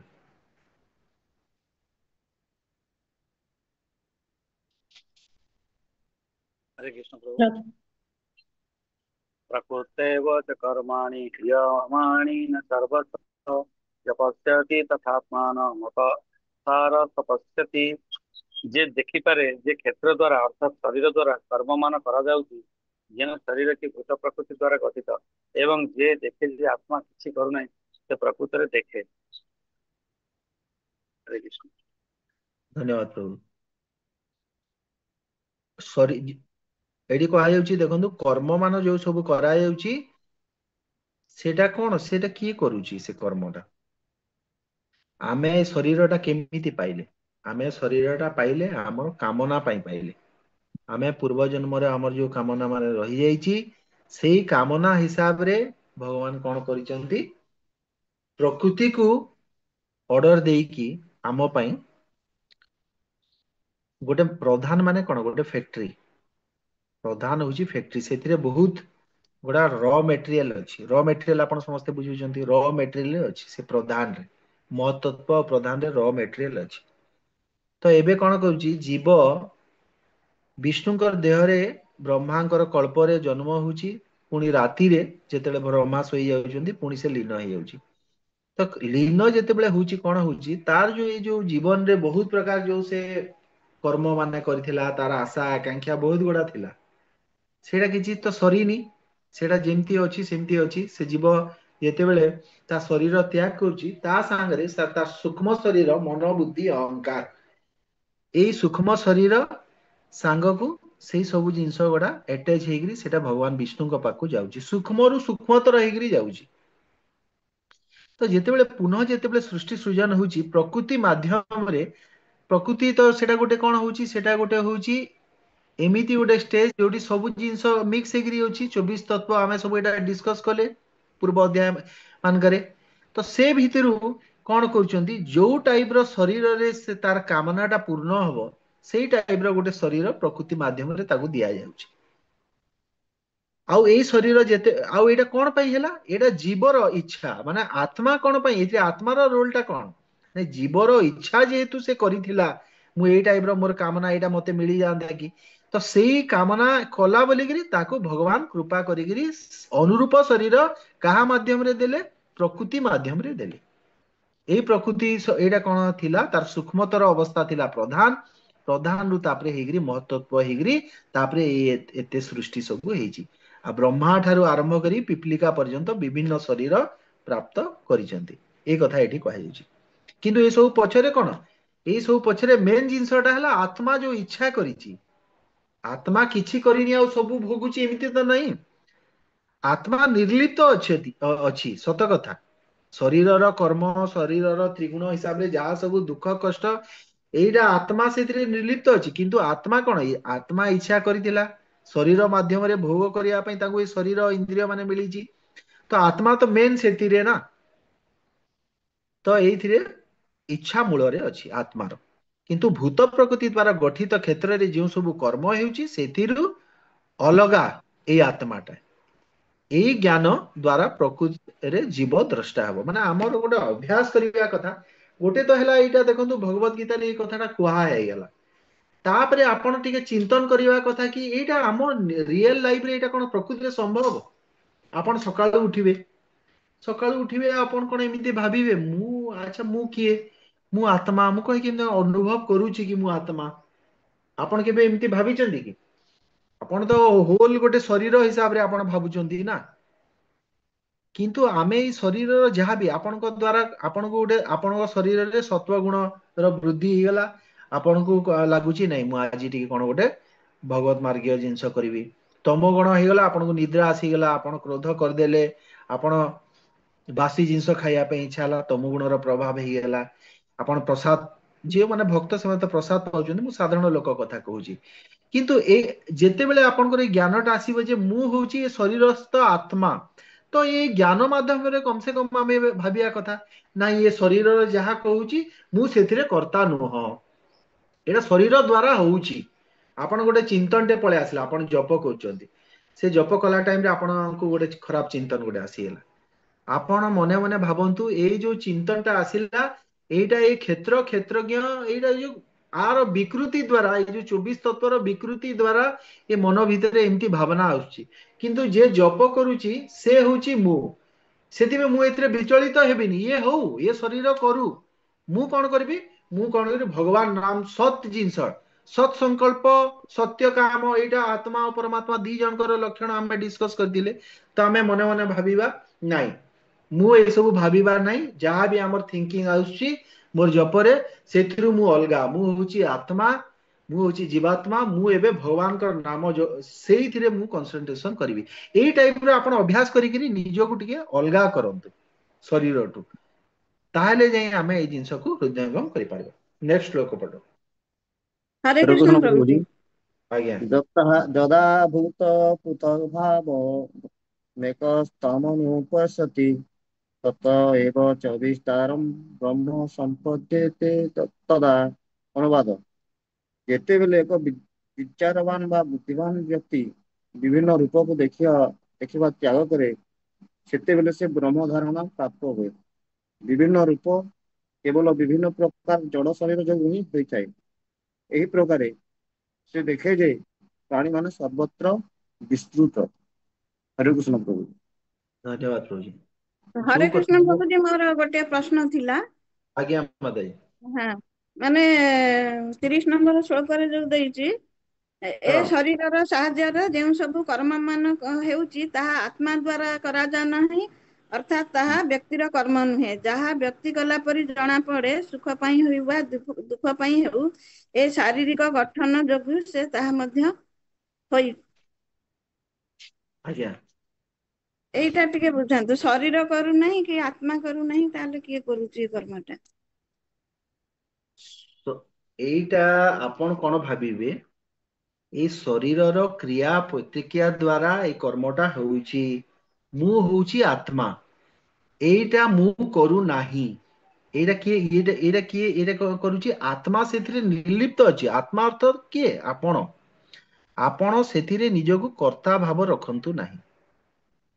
ଏବେ ଶରୀରର କଣ, ଶରୀରର ଯାହା ଦରକାର ଶରୀର ହିସାବରେ ଶରୀରକୁ ଦେଖନ୍ତୁ, ଶରୀରର ଗୋଟେ ହଉଛି ଧର୍ମ, ଶରୀରକୁ ରୋଗ ଗୋଟେ ଆସିଗଲା, ତ ସେଥିରେ ଆମେ ବିଚଳିତ ହେଇ ପଡିଲେ କି ଶରୀର ଆମର ରୋଗଗ୍ରସ୍ତ ହେଇଗଲା। ବିଚଳିତ ହେବା ନାହିଁ। ଆମେ ଆମର ଆତ୍ମଜ୍ଞାନ ଯଦି ଥିବ, ଆମେ କଣ କରିବା, ଏଇ ଯୋଉ ରୋଗଟା ଆସିଲା, ଏଇଟା ଶରୀରକୁ ରୋଗ ଆସିଲା, ଏଇଟା ଆମର ପୂର୍ବ ଜନ୍ମ କର୍ମ ହିସାବରେ ରୋଗଟା ଆସିଛି। ମୁଁ ଏଥିପାଇଁ କଣ କରିବି, ଏଇଟା ମୁଁ ବିଚଳିତ ହେବି ନାହିଁ। ମୁଁ ଯୋଉ ମୋର ଭକ୍ତି କାର୍ଯ୍ୟ ଲିପ୍ତ ଅଛି, ମୁଁ ସେଇଟା କରିବି। ତା ସାଙ୍ଗକୁ ଯେହେତୁ ଏ ଶରୀରଟା ବେଡ୍ ବାର୍ଗେନ୍ ହିସାବରେ ମତେ ମିଳିଛି, ଯାହା କିଛି ଏ ଶରୀରକୁ ରକ୍ଷା କରିବା ପାଇଁ, ଯୋଉଟା ଭକ୍ତିର ସହାୟକ ଏ ଶରୀର, ତାକୁ ରକ୍ଷା କରିବା ପାଇଁ ଯାହା ମୁଁ ଔଷଧ ପତ୍ର କରିବି, କିନ୍ତୁ ସେଥିରେ ମୁଁ ଇନଭଲ୍ଭ ହେଇଯିବି ନା। ମତେ ଭୋକ କଲା ଶରୀର, ସାଙ୍ଗେ ସାଙ୍ଗେ ମୁଁ ଭୋକ କଲା, ମୁଁ ଆଉ ମାନେ ମତେ କାନ ମୁଣ୍ଡ ମୋ ଅନ୍ଧାର ହେଇଗଲା, ମୁଁ ପୁରା ଅଥୟ ହେଇଗଲି, ଏଇଟା କେବେ ବି ଆତ୍ମଜ୍ଞାନୀର ଏଇଟା ଲକ୍ଷଣ ନୁହଁ ମାତାଜୀ। ଯିଏ ଆତ୍ମଜ୍ଞାନୀ ହେଇଥିବ, କଣ, ହଁ ଭୋକ କଲା, ତାର ସମାଧାନ ମିଳିବ। ମୁଁ ଭଗବାନଙ୍କୁ ପ୍ରସାଦ ତିଆରି କରିକି, ଭଗବାନଙ୍କୁ ଭୋଗ ଅର୍ପଣ କରିକି ପ୍ରସାଦ ପାଇବି, କିନ୍ତୁ ବିଚଳିତ ହେବେ ନାହିଁ। କାହିଁକି? ଏ ଶରୀରର ଭୋକଟା, ଏଇଟା ଶରୀରର ଧର୍ମ। ପ୍ରକୃତିର ନିୟମ ହିସାବରେ ଚଳିବାକୁ ପଡିବ। କାହିଁକି? ଏ ଶରୀରଟା ପ୍ରକୃତି ଦେଇଛି। ଆଉ ଆମେ ଡିସ୍କସ କଲେ ଯେ ସତ୍ଵ, ତମ, ରଜ, ଏଇ ତିନିଟା ସମାନ୍ତରାଳ ଭାବରେ ପ୍ରଧାନରେ ଅଛି। ତ ଏଇ ତିନିଟା ଜିନିଷକୁ ଆମେ ଏଭଏଡ କରିପାରିବା ନାହିଁ। ଆତ୍ମା ଗୋଟେ ଉଚ୍ଚତର ଶକ୍ତି ହେଇଥିଲେ ବି ଶରୀର ଭିତରକୁ ଯେତେବେଳେ ପ୍ରବେଶ କରିଗଲା, ସେତେବେଳେ ଏଇ ପ୍ରକୃତିର ଅଣ୍ଡରରେ ସେ ଅଛି। ଏଇ ଶରୀରର ଧର୍ମ, ତାକୁ ପ୍ରକୃତିର ନିୟମ, ତାକୁ ମାନିବାକୁ ପଡିବ। କିନ୍ତୁ ଏଇ ନିୟମଟା ତା ପାଇଁ ସେତେବେଳେ ଲାଘବ ହେଇଯିବ, ତା ପାଖରେ ଯଦି ଆତ୍ମଜ୍ଞାନ ଅଛି। ଯଦି ଆତ୍ମଜ୍ଞାନ ନାହିଁ, ତାକୁ ସବୁ ଜିନିଷ କଷ୍ଟ ଲାଗିବ। କାହିଁକି? ଏଇଟା ତ ଭଗବାନ କହିଦେଲେ କି ଏଇଟା ହଉଛି ଦୁଃଖାଳୟ, ଏ ଶରୀରଟା ଦୁଃଖମୟ, ସବୁବେଳେ ଦୁଃଖ ଆସିବ। ଆମେ ନିଜକୁ ଅଲଗା ରଖିବା ଶରୀରଠୁ। ବୁଝିଲେ ମାତାଜୀ? ଆଜ୍ଞା। ହରେ କୃଷ୍ଣ ପ୍ରଭୁଜୀ, ହୁଁ, ଆଜ୍ଞା ଜଣେ ବୈକୁଣ୍ଠ ଧାମରୁ ଗୋଲକ ଆଜ୍ଞା ଆଜ୍ଞା। ବୃନ୍ଦାବନ ଯିବା ଲାଗି ବ୍ୟବସ୍ଥା ଅଛି କି ନାହିଁ? ବୁଝିପାରିଲିନି ପ୍ରଭୁଜୀ, ଆଉ ଟିକେ କହିଲେ ଆଉଥରେ। ଜଣେ ବୈକୁଣ୍ଠ ଧାମରେ ଅଛି, ଆଜ୍ଞା। ସେମିତି ଗୋଲକ ବୃନ୍ଦାବନ ଯିବାକୁ ଚାହୁଁଛି, ତାର ବ୍ୟବସ୍ଥା ଅଛି କି ନାହିଁ? ହଁ ସେ ନିଶ୍ଚୟ। ଯାଇପାରିବ କି ନାହିଁ? ଆମେ ଆଉ ଏଇ ସବୁ କଣ ପାଇଁ କରୁଛେ ତାହେଲେ ପ୍ରଭୁଜୀ? ଗୋଲକ ବୃନ୍ଦାବନ ଯଦି ଆମ ପାଇଁ ବନ୍ଦ ହେଇଯାଇଥାନ୍ତା, ବୈକୁଣ୍ଠ ଯଦି ଆମ ପାଇଁ ବନ୍ଦ ହେଇଯାଇଥାନ୍ତା, ତାହେଲେ ଆମ ଏଇ ସବୁ ମୁଁ କହୁନି କରୁନାହାନ୍ତି। ପ୍ରଭୁ, ଜଣେ, ସେଟା ମୁଁ କହୁନି ପ୍ରଭୁ, ଜଣେ ବୈକୁଣ୍ଠ ଧାମରେ ଅଛି, ହେଲା, ସେ ବୈକୁଣ୍ଠ ହଁ ଧାମର ଯେଉଁମାନେ ଥିବେ, ସେମାନେ ଗୋଲକ ବୃନ୍ଦାବନ ଯାଇପାରିବେ କି ନାହିଁ? ସେଇଟା ହଁ ସେଇଟା କହୁଛନ୍ତି। ସେଇଟା ତ ବଢିଆ ପ୍ରଶ୍ନ ପଚାରିଲେ ଆପଣ। ଆର ଉତ୍ତର ପାଇବେ ଆପଣ ଭକ୍ତି ରସାମୃତ ସିନ୍ଧୁରେ। ସେ ଏଇଟା ମୁଁ ମାନେ ଗୋଟେ ପେଜରେ ମୁଁ ସେଟା ଅଣ୍ଡରଲାଇନ କରିକି ରଖିଛି। ଯେ ଗୋଲକ ବୃନ୍ଦାବନ ହଉଛି ସର୍ବଶ୍ରେଷ୍ଠ ଷ୍ଟେଜ। ହୁଁ ଜଣେ ସେଠି କଣ ହଉଛି, ଆପଣ ଗୋଲକ ବୃନ୍ଦାବନ ଯିବେ, ସେଥିରେ ଭଗବାନଙ୍କ ସାଙ୍ଗରେ ଆପଣ ଲୀଳା କରୁଛନ୍ତି ସେଠି। କିନ୍ତୁ ବୈକୁଣ୍ଠ ଯେତେବେଳେ ଯିବେ, ବୈକୁଣ୍ଠରେ କଣ ହବ, ସେଥିରେ ଭଗବାନ ନାରାୟଣ, ନାରାୟଣଙ୍କର ଆପଣ ସେବା ପୂଜା ଅର୍ଚ୍ଚନା କରୁଛନ୍ତି। କିନ୍ତୁ ନାରାୟଣଙ୍କ ସେବା ପୂଜା ଅର୍ଚ୍ଚନାରେ ଆଉ ଭଗବାନ କୃଷ୍ଣଙ୍କର ସେବାରେ ଫରକ ଅଛି। କାହିଁକି? ऐश्वर्य प्रधान होची नारायणकर माने वैकुंठ जो निवासटा होची ऐश्वर्य प्रधान आउ माधुर्य प्रधान होची आपनकर होची गोलक धाम। तो आपनकर प्रश्न हैला माधुर्य तो सर्वश्रेष्ठ ऐश्वर्य सर्वश्रेष्ठ नुह माधुर्य सर्वश्रेष्ठ तो ताहेले जो माने वैकुंठ धाम पळै गले न निवर्तन्ते नियम जदि तार लागू ही गला तो से माने सेठी स्टक हे रही गले से माने सबुले ऐश्वर्य रे रहिबे ऐश्वर्य रे रहिले असुविधा कोन वैकुंठ निवासी माने कोन करंती लक्ष्मी नारायण बसचंती तांको सामना को जिवे सेठी स्तुति गान करिवे स्तुति गान करिवे से स्तुतिटा गोटे नियम कानून हिसाब रे थिबा कथा आपण जाईकी सेठी विष्णु को शरीर रे जाईकी कांधरे चढ़ी जिवे एमती होई परिबनी सेठी आपण विष्णु को पाख को भी जाईकी एमती छुई बे आउ ताऊ गेलो कर देबी एटा भी संभव नहीं सेठी गोटे मर्यादा अछि ऐश्वर्यर गोटे मर्यादा अछि एई मर्यादा खाली वैकुंठ लोकरे नाही एईटा आपण जदि जिवे मथुरापुरी रे भी गोटे आपण देखंतु सेईथिरे भी जदुवंशीय लोक माने रहउचंती कोन सेतिरे जदु वंशर भक्त माने समस्ते कोन भगवान श्री कृष्ण को कोन आलिंगन करि परिबे कि हां केते मात्रा रे केते जण अछंती से माने करिवे कि द्वारका रे हेले द्वारका रे तांकर माने मित्र होउचंती किए उद्धव उद्धव जेमती जे उद्धवଙ୍କ विषय भगवान कहले ये मु ही भाव ये मोठू किछि अलगा नुह आ से कोन करथिले उद्धव उद्धव थिले कोन भगवान को संगे सब बेले सदा बेले रहउथिले भगवान तांको कहउते सजेशन नउथिले तांको कोन करिवि कोन नै सेति में गोपी मान को पठेइथिले किंतु कथा हला जेते बेले गोलोक धाम कथा पड़े सेठी गोलोक धाम रे भगवान को भगवान कर भगवत्ता केही मानंती नै सेठी भगवान जदि कहबे गोटे कथा कहबे कि तमे एमिति करो ता सांग माने कहबे तू किछि जानिनु मधुमंगल ब्राह्मण जे बालक से कहबो मु ब्राह्मण मु तते जे पर्यंत आशीर्वाद न देबी तू राक्षस माने तते माने अटैक करी तते हैरान कर देबे मु आशीर्वाद जदि देबी ताहले तू तोर रक्षा हेबो काहे कि मु होची ब्राह्मण तो सेठी सेठी जो तांकर जो अछि सेठी यशोदा मांकर जो प्रेम अछि सेथिरे माने एटा नाही तो सेति में कोन अछि कि आपण जदि वैकुंठ रे अछंती आउ सेठी आपनकर जदि योग्यता आसिला आपण वैकुंठ रु पुणी गोलोक धाम जाई परिबे वैकुंठ को पळे गला मात्रे सेटा बंद हे गला बोली आपण भाबंतु नाही आर प्रमाण कोठी पाइबे आपण भक्ति रसामृत सिंधु रे चैप्टर आउ एटा मु मने नाही मु सेटा को अंडरलाइन करछि पूरा श्रील प्रभुपाद क्लियरली लिखिछन्ती काहे कि एटा गोटे कंट्रोवर्शियल क्वेश्चन कि एई तो कहि पारे कि ना थोरे सेठी पहुंची गले आउ सेठी सेटा तो गोटे बहुत बढ़िया भक्ति सेटा कोन असुविधा हे गला प्रभु जी जेमिति जय विजय असुर जन रे जन्म हले हां हां माने से मान को नहीं मु कहथली से माने पुनी आउ थरे जे पारबे कि नहीं वैकुंठ धाम जय विजय तो तांकर पार्षद से माने पुनी वैकुंठ को ही फेरी गले किंतु वैकुंठ रु किए जाइछंती गोलोक धाम तार उदाहरण खाली मु गोटे उदाहरण पाइछि सेटा होची सनातन गोस्वामी को रचित बृहद भागवतामृतम रे गोटे कैरेक्टर अछंती तांको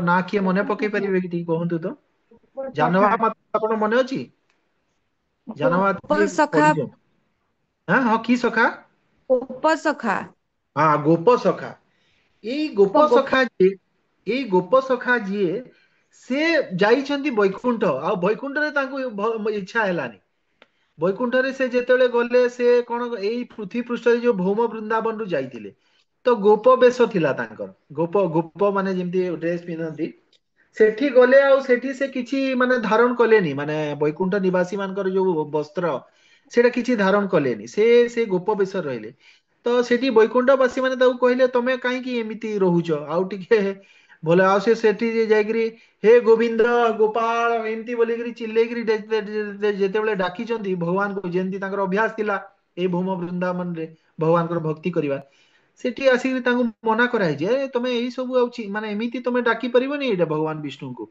से नारायण से माने परम पुरुष भगवान नारायण तांको तमे एमिति हे गोविंद हे सखा एमती तुम डाकी पारि ताको मना कले तमे जदि स्तुति करिया पई चाहुचो गोटे स्तुति माध्यम रे कर गोटे माने जेमती गोटे कागज रे लेखा आइछि से स्तुति रु आपण से नियम रु बाहरी परिबेनी एइटा होची ऐश्वर्य रो भक्ति तो से जागरु से कोन तांको इच्छा ही नथिला गोप सखांकर आ से कोठी गले से गले पुणी गोलक वृंदावन एई गोटे उदाहरण मु शुणी आउ कौन सी शास्त्र रे थिबो मु जानिनी थिबो को किए वैकुंठ लोकरु पुणी जाइथिबे जदि मु जानिनी सेटा किंतु जाई हबो एटा मु भलो भाबरे आपन 100% क्लियर कहूची आगो को बुझीबा आगो बढ़ियो कोडा पढुतिले आमे श्लोक प्रभु 31 नंबर श्लोक 31 पाठ कर देले तो आपण माने हाँ पाठ करदेले तार व्याख्या ओ जदा जदा भूत पृथक भाव मेकस्त मनुपश्यति जदा माने जेबे पृथक भावम जीवर पृथक पृथक भाव शरीर को एकस्तम गोटे स्थान रे अनुपस्थिति देखे तदेव विस्तारम विभिन्न रूप प्राप्त जड़ शरीर द्वारा ब्रह्म संप्यद्यते से ब्रह्म धारणा प्राप्त हुए तो जीव विभिन्न आमे कौन डिस्कस कले जीव विभिन्न कामना जोगु विभिन्न शरीर प्राप्त हुए देवता मनीष कुकुर ए सब हैला प्रलय समय से माने छोट बड़ सब एक हो जाती सेते बेला किए ये बड़ लोक ये धनी लोक ये ज्ञानी लोक एटा हुए ना ए गोटे सब आत्मा सब एक हेगिरी प्रधान को पलांती से माने आ पुणी सृष्टि हेले विस्तारित हुअंती एई टाइप रो जेते बेले धारणा आपनकर हेगला ज्ञान हेगला ता आपनकर आ भेद दृष्टि रहिला नाही तो एई जो आपनकर स्थिति को कोन बोली कहा जाय एई कोन बोली से स्थिति को कहा जाय उची ताकू एटी कोन लिखा छि देखंतु ब्रह्म संप्यदते लिखा छि माने ब्रह्म धारणा स्थिति कहा जाय छि एटा को ए भगवत गीता रे ब्रह्मभूत माने भी कहा जाय छि माने ब्रह्मभूत स्टेज है आपण सर्वत्र परमात्मा को दर्शन करिवे समान रूप रे आत्मा प्रत्येक शरीर रे गोटे ही आत्मा सबु शरीर रे अछि एई स्थिति जदि आपनकर हे गला एई ज्ञान एई चक्षु जदि आपनकर हे गला आपण ब्रह्म धारणा स्थिति प्राप्त हे गेले बोली ए श्लोक रे कहै अछि श्लोक 32 पाठ कर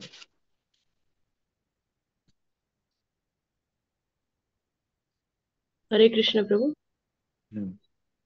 श्लोक 32 अनादित्वनिर्गुणत्वात् परमात्मायमव्ययः शरीरस्थापि कौन्तेय न करोति न लिप्यते जो माने दिव्य शाश्वत दृष्टि लाभ करि सेमाने देखि पारंती जे आत्मा दिव्य शाश्वत अटे एवं भूत प्रकृतिर त्रिगुणरु बहुत ऊर्ध्वरे अवस्थित हे अर्जुन जदि आत्मा जड़ शरीर मध्यरे रहिछि तथापि से किछि करे नाही किंबा कोनोसिथिरे जड़ित हुए नाही माता ये 33 भी पाठ करन मैं एका सारे 32 33 दीटा पढ़े आज्ञा तथा सर्वगत सुख्यादाकांक्षनपो लिप्यते सर्वत्रावस्थितो देहे तथात्मानपो लिप्यते जदिओ आकाश सर्वव्यापक तथापि सूक्ष्मता जोगु ଏହା କୌଣସିଥିରେ ମିଶେ ନାହିଁ ଠିକ୍ ସେହିପରି ଯଦିଓ ଆତ୍ମା ଶରୀର ମଧ୍ୟରେ ଅବସ୍ଥିତ ତଥାପି ବ୍ରହ୍ମ ଦୃଷ୍ଟିରେ ଥିବାରୁ ଶରୀର ସହିତ ମିଶେ ନାହିଁ धन्यवाद माता तो प्रथम जो 32 नंबर श्लोक रे कोन कहै छि देखंतु ये शरीरस्थ आत्मा एटा जो जन्म होउची सेटा कोन हमकु लागुची गोटे जन्म हैला सेतिरे आत्मार जन्म हो नाही गोटे शरीरर जन्म हेउची शरीर जन्म निये आत्मा तो अनादि से जन्म तार जन्म नहीं से कौन शरीर जन्म हुए आत्मा दिव्य और शाश्वत सबु अवस्था रे से दिव्य और शाश्वत अटे आज जन्म हैला काली मरीगला एटा आत्मा पई कहा जाई परिबो नाही आत्मा और परमात्मा भितरे गोटे जिंस कॉमन जे परमात्मा बा भगवान जेपरी अनादि कालरु अछंती तांकर से केबे सृष्टि हेले भगवान श्री कृष्ण केबे सृष्टि हेले आर कोन कोन से आंसर अछि अनादि आदि गोविंद सर्व कारण कारण सेमिति ए आत्मार भी केबेठु सृष्टि हैला हमें कहि परिबा नाही ए अनादि ए कथा एठी कहै छै आत्मा दिव्य और शाश्वत सेति में शरीर द्वारा जो भौतिक कर्म होय सेथिरे से लिप्त हुए नाही त्रिगुणर ऊर्ध्वरे आत्मा थाए आ शरीर जदि नष्ट हो जिवो ताहेले भी आत्मा नष्ट हेबो नाही बुझि पाले श्लोक 33 रे कहै जाउची जे एही जो माने आत्माटा जेमिति वायु जल पंक मल जे कोनसी पदार्थ रु वायु ता ऊपर गति करिवो तो सेतिरे से प्रवेश करिवो ता भितरे କିନ୍ତୁ ସେଥିରେ ବାୟୁ ଆଉ ସେଇ ଜିନିଷ ଗୁଡା ସବୁବେଳେ ସେପରେଟ ହେଇକି ରହିଲା। ସେ କଣ ବାୟୁ ମିଶିଗଲା ତାଙ୍କ ସାଙ୍ଗରେ? ପଙ୍କ ଉପରୁ ନାଇଁ ବାୟୁ ପ୍ରବାହିତ ହେଲେ ତାହେଲେ ପଙ୍କ ସାଙ୍ଗରେ ମିଶୁନି ବାୟୁଟା। ସେଇପରି ଜୀବାତ୍ମା ଏତେ ସୂକ୍ଷ୍ମ ଯେ ସେ ଶରୀର ସାଙ୍ଗେ କେବେ ମିଶିବ ନାହିଁ। କାହିଁକି? ସାଇଣ୍ଟିଷ୍ଟ ମାନେ ଭାବନ୍ତି ଯେ ଜୀବାତ୍ମା ହେଉଛି କେମିକାଲ ଫର୍ମେସନ ଦ୍ଵାରା ଏଇ ଜୀବାତ୍ମା ହେଇଯିବ। ବୁଝିପାରିଲେ? ସେଇଟା ନୁହେଁ। ଆତ୍ମାଟା କେତେବେଳେ ବି ଶରୀର ସାଙ୍ଗେ ମିଶିବ ନାହିଁ। ଶରୀର ଅଲଗା ଜିନିଷ, ଆତ୍ମା ଅଲଗା ଜିନିଷ। ବହୁତ ଲୋକ ଭାବନ୍ତି ନାଇଁ ଏଇ ଶରୀର ଯୋଉ ଚାଲୁଛି ବିଭିନ୍ନ ପ୍ରକାର କେମିକାଲ ଫର୍ମେସନ ହେଇକିରି ଚାଲୁଛି। ଏଇଟା ନେକ୍ସଟ ଶ୍ଲୋକରେ ଏଇଟା କୁହାଯିବ। ଶିଲ ପ୍ରଭୁପାଦ ବି ଏଇଟା ଯେତେବେଳେ ଗୋଟେ ସାଇଣ୍ଟିଷ୍ଟ ମାନଙ୍କର କନଫରେନ୍ସ ହେଇଥିଲା, ଦୁନିଆ ଭର ସବୁ ସାଇଣ୍ଟିଷ୍ଟ ଆସିଥିଲେ। ସେଇ ଜାଗାରେ ସମସ୍ତେ ଶିଲ ପ୍ରଭୁପାଦଙ୍କୁ ପରାସ୍ତ ହେଇଛନ୍ତି। ଆଉ ସେମାନେ ସେ କଥାକୁ ମାନିଛନ୍ତି କି ଆତ୍ମା ଅଲଗା, ଶରୀରଠୁ ଅଲଗା। ଆତ୍ମାର ସାଇଜ 10 କେଶାଗ୍ରର 10,000 ଭାଗ, ଅତି ସୂକ୍ଷ୍ମ। ତ ଏଇ ସୂକ୍ଷ୍ମ, ଏତେ ସୂକ୍ଷ୍ମ ଯେ ଶରୀରରେ କେତେବେଳେ ପ୍ରବେଶ ହଉଛି ଆଉ କେତେବେଳେ ଶରୀରରୁ ବାହାରି ଯାଉଛି ଏଇଟା କେହି ଜାଣିପାରିବେ ନାହିଁ। ଏବେ କଣ ସାଇଣ୍ଟିଷ୍ଟ ମାନେ କଣ କହୁଛନ୍ତି ଯେ ଗର୍ଭସ୍ଥ ଶିଶୁ ସେମାନେ କହୁଛନ୍ତି କଣ 3 ମାସ ହେଲେ ଯାଇ ମାନେ ସେ ଭିତରେ ମାନେ ଜୀବନର ଚଳପ୍ରଚଳ ଦେଖାଯାଉଛି, ମାନେ ଆତ୍ମାର ପ୍ରବେଶ ହଉଛି ତାଙ୍କ ହିସାବରେ। କିନ୍ତୁ ଆମ ଶାସ୍ତ୍ର ହିସାବରେ କଣ? ପ୍ରଥମ ଦିନରୁ ଆତ୍ମାର ପ୍ରବେଶ। ଆତ୍ମାର ପ୍ରବେଶଟା ହଉଛି ପିତାଙ୍କର ଶୁକ୍ରାଣୁ ଦ୍ଵାରା ଆତ୍ମାର ପ୍ରବେଶ ହଉଛି। କିନ୍ତୁ ଏଇଟା ସାଇନ୍ସ ପାଖରେ ନଲେଜ ଟା ନାହିଁ। ଆଗରୁ ବି ସେମାନେ ଏମିତି ବହୁତ ଭୁଲ ତଥ୍ୟ ଦେଇଥିଲେ, କିନ୍ତୁ ଏବେ ସେମାନେ କହୁଛନ୍ତି ନାଇଁ ସେଟା ଭୁଲ। ଏବେ ଯୋଉଟା ମାନେ ଆମ ଶାସ୍ତ୍ରରେ ଲେଖା ହେଇଛି ସେଇଟା ପୁରା 100% ମ୍ୟାଚ କରାଉଛନ୍ତି ସେମାନେ। ତ କଥା ହେଲା ଶାସ୍ତ୍ର ଜିନିଷଟା କଣ, ସେଟା 3 କାଳ ପାଇଁ ସେତେବେଳେ ସତ୍ୟ।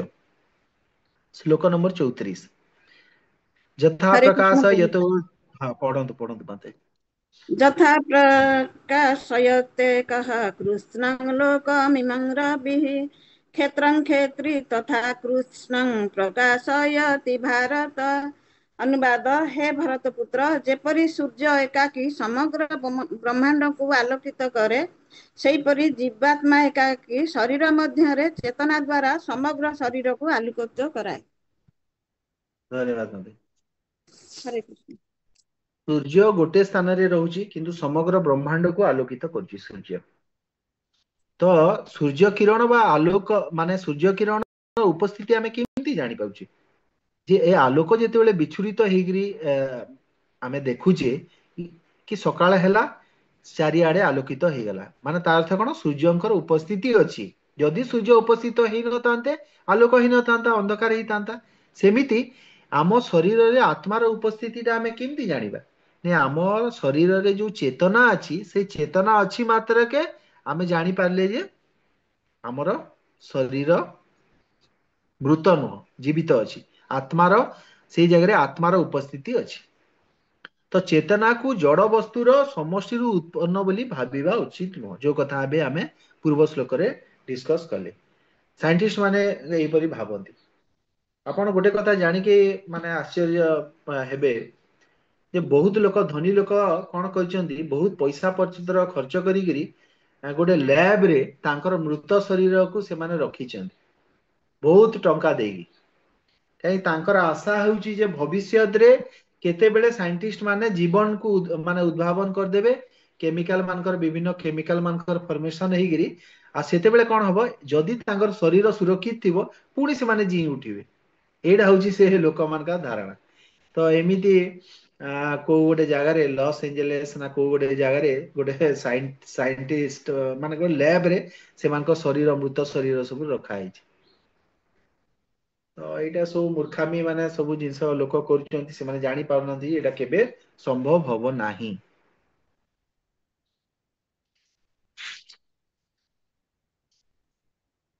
ତାପରେ ଶ୍ଲୋକ ନମ୍ବର 35 କୁ ଯିବା। କ୍ଷେତ୍ର କ୍ଷେତ୍ରଜ୍ଞରେବ ମନ୍ତରଂ ଜ୍ଞାନ ଚକ୍ଷୁଷା ଭୂତ ପ୍ରକୃତି ମୋକ୍ଷ ଚ ଯେ ବିଦ୍ୟଜନ୍ତି તે ପରମ୍। ଯେ ଏହି ଶରୀର ଓ ଶରୀରର ମାଲିକ ମଧ୍ୟରେ ଥିବା ପାର୍ଥକ୍ୟକୁ ଜାଣିଶୁଣି ଦେଖେ ଏବଂ ଭୂତ ପ୍ରକୃତିର ଏ ବନ୍ଧନରୁ ମୁକ୍ତି ପାଇବାର ବିଧିକୁ ବୁଝିପାରେ, ସେ ମଧ୍ୟ ପରମ ଲକ୍ଷ୍ୟ ସାଧନ କରିପାରେ।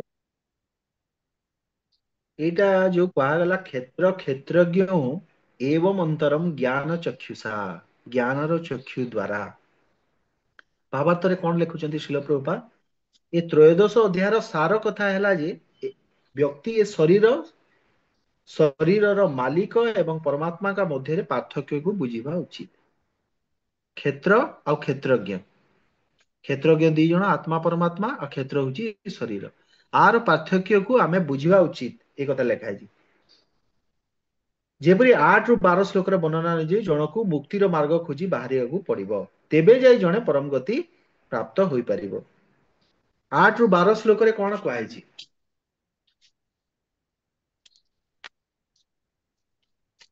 8 ରୁ 12 ଶ୍ଲୋକକୁ ଯାଆନ୍ତୁ ସମସ୍ତେ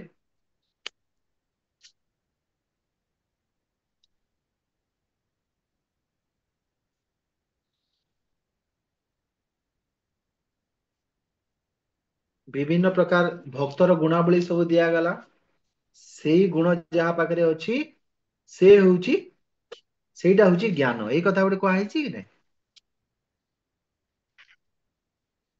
ଅମାନିତ୍ୱମ୍ ଜାଣିପାରିଲେ ମନେ ପଡିଲା ବିନୟ ଭାବ ଗର୍ଭହୀନତା ଅହିଂସା ସହନଶୀଳତା ସରଳତା ଏ ଶ୍ଲୋକ ନମ୍ବର 35 ରେ ଅଧ୍ୟାୟ 13 ର ଆମେ କନକ୍ଲୁଜନ ଦଉଛେ ମାନେ ତାର ସମରି ଆମେ ଦଉଛେ କ୍ଷେତ୍ର କ୍ଷେତ୍ରଜ୍ଞ ଜାଣିପାରିଲେ ତାପରେ ଜ୍ଞାନ କୋଉଟା ସେଇଟା ଭଗବାନ ବତେଇଲେ ଏଇ ଜ୍ଞାନ ଏଇ ଯୋଉ 19ଟା ଜିନିଷ ଦେଇଛନ୍ତି ଏଇ 19ଟା ଜିନିଷ ହଉଛି ଜ୍ଞାନ ବାକି ସବୁ ଅଜ୍ଞାନ ବୋଲି ଭଗବାନ କହିଛନ୍ତି ଏଇ କଥା କୁହାଯାଉଛି ଯିଏ ଶ୍ରଦ୍ଧାବାନ ବ୍ୟକ୍ତି ସେ ପ୍ରଥମେ ନିଶ୍ଚୟ ସତ୍ସଙ୍ଗ କରି ଭଗବାନଙ୍କର ସମ୍ବନ୍ଧରେ ଶୁଣିବ ଏହି ପ୍ରକାର କ୍ରମେ ଜ୍ଞାନ ଲୋକ ପ୍ରାପ୍ତ ହବ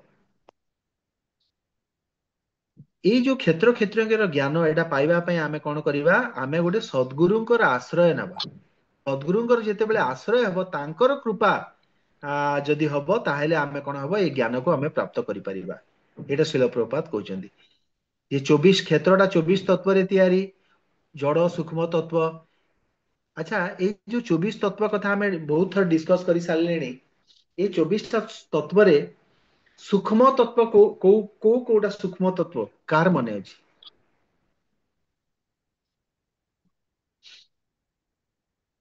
मन बुद्धि और प्रधान बस बस बस मन बुद्धि अहंकार आ चतुर्थटा होछि प्रधान एटा होछि सूक्ष्म बहुत बढ़िया गुणवती माता जी आपण पूरा ठीक कहिଛନ୍ତି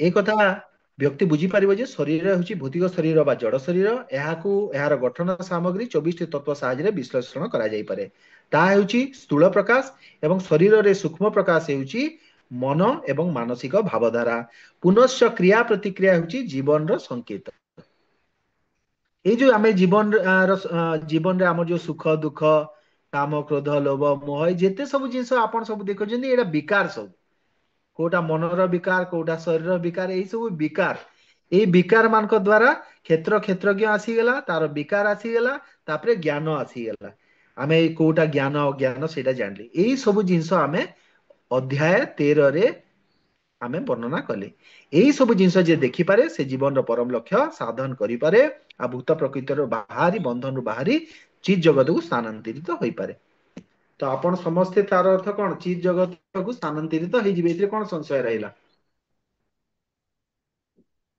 ବୁଝିଲେ କାହିଁ ଶାସ୍ତ୍ରର କଥା ତ ମିଛ ହବନି କେବେ ଏବେ 14 ନମ୍ବର ଅଧ୍ୟାୟରେ ଦେଖନ୍ତୁ 14 ନମ୍ବର ଅଧ୍ୟାୟରେ ଗୁଣତ୍ରୟ ବିଭାଗ ଯୋଗ ଆସିଲା ଏବେ 14 ନମ୍ବର ଆରମ୍ଭ କରିବା ଆମେ ସେଥିରେ କଣ ଆପଣ ଦେଖନ୍ତୁ 14 ନମ୍ବର ଅଧ୍ୟାୟରେ କଣ ତାର ମହାତ୍ମାଟା କଣ ସେଇଟା ଆମେ ବୁଝିବା ମହାତ୍ମ ମୁଁ ଦିଟା ଜିନିଷ ଆପଣଙ୍କୁ ମହାତ୍ମ କହିବି ଗୋଟେ ହଉଛି ଭଗବତ ଗୀତାର ଗୋଟେ କମନ ମହାତ୍ମ୍ୟ କହିବି ଯୋଉଟା ଏବେର ସମୟର ମହାତ୍ମ ଆଉ ଗୋଟେ ମହାତ୍ମ କହିବି ଗୋଟେ ପୁରାଣର ମହାତ୍ମ ଆପଣଙ୍କୁ କହିବି ଯେମିତି ପୂର୍ବ 13 ନମ୍ବର ଅଧ୍ୟାୟରେ ମୁଁ ମହାତ୍ମ କହିଥିଲି କାହିଁକି ବହୁତ ଲୋକ କହନ୍ତି ପୁରାଣର ଷ୍ଟୋରି ତ ସେଇଟା ଏବେ କଣ ଅଛି ସେଇଟା କୁହ କହୁନି ମୁଁ ସେଥିପାଇଁ ଦିଟା ଯାକ ଉଦାହରଣ କରିବି ବୋଲିକି ଉଦାହରଣ ଦେବି ବୋଲିକି ଆପଣଙ୍କୁ ମୁଁ ଭାବିଛି ତ ଏବେ ରିସେଣ୍ଟ କଥା ଆମର ଗୁରୁ ମହାରାଜ ହିଜ ହୋଲିନେସ ଜୟପତାକା ସ୍ୱାମୀ ମହାରାଜ ହସ୍ପିଟାଲରେ ଆଡମିଟ ହେଇଥିଲେ ତାଙ୍କର ଲିଭରରେ କିଛି ପ୍ରୋବ୍ଲେମ ଥିଲା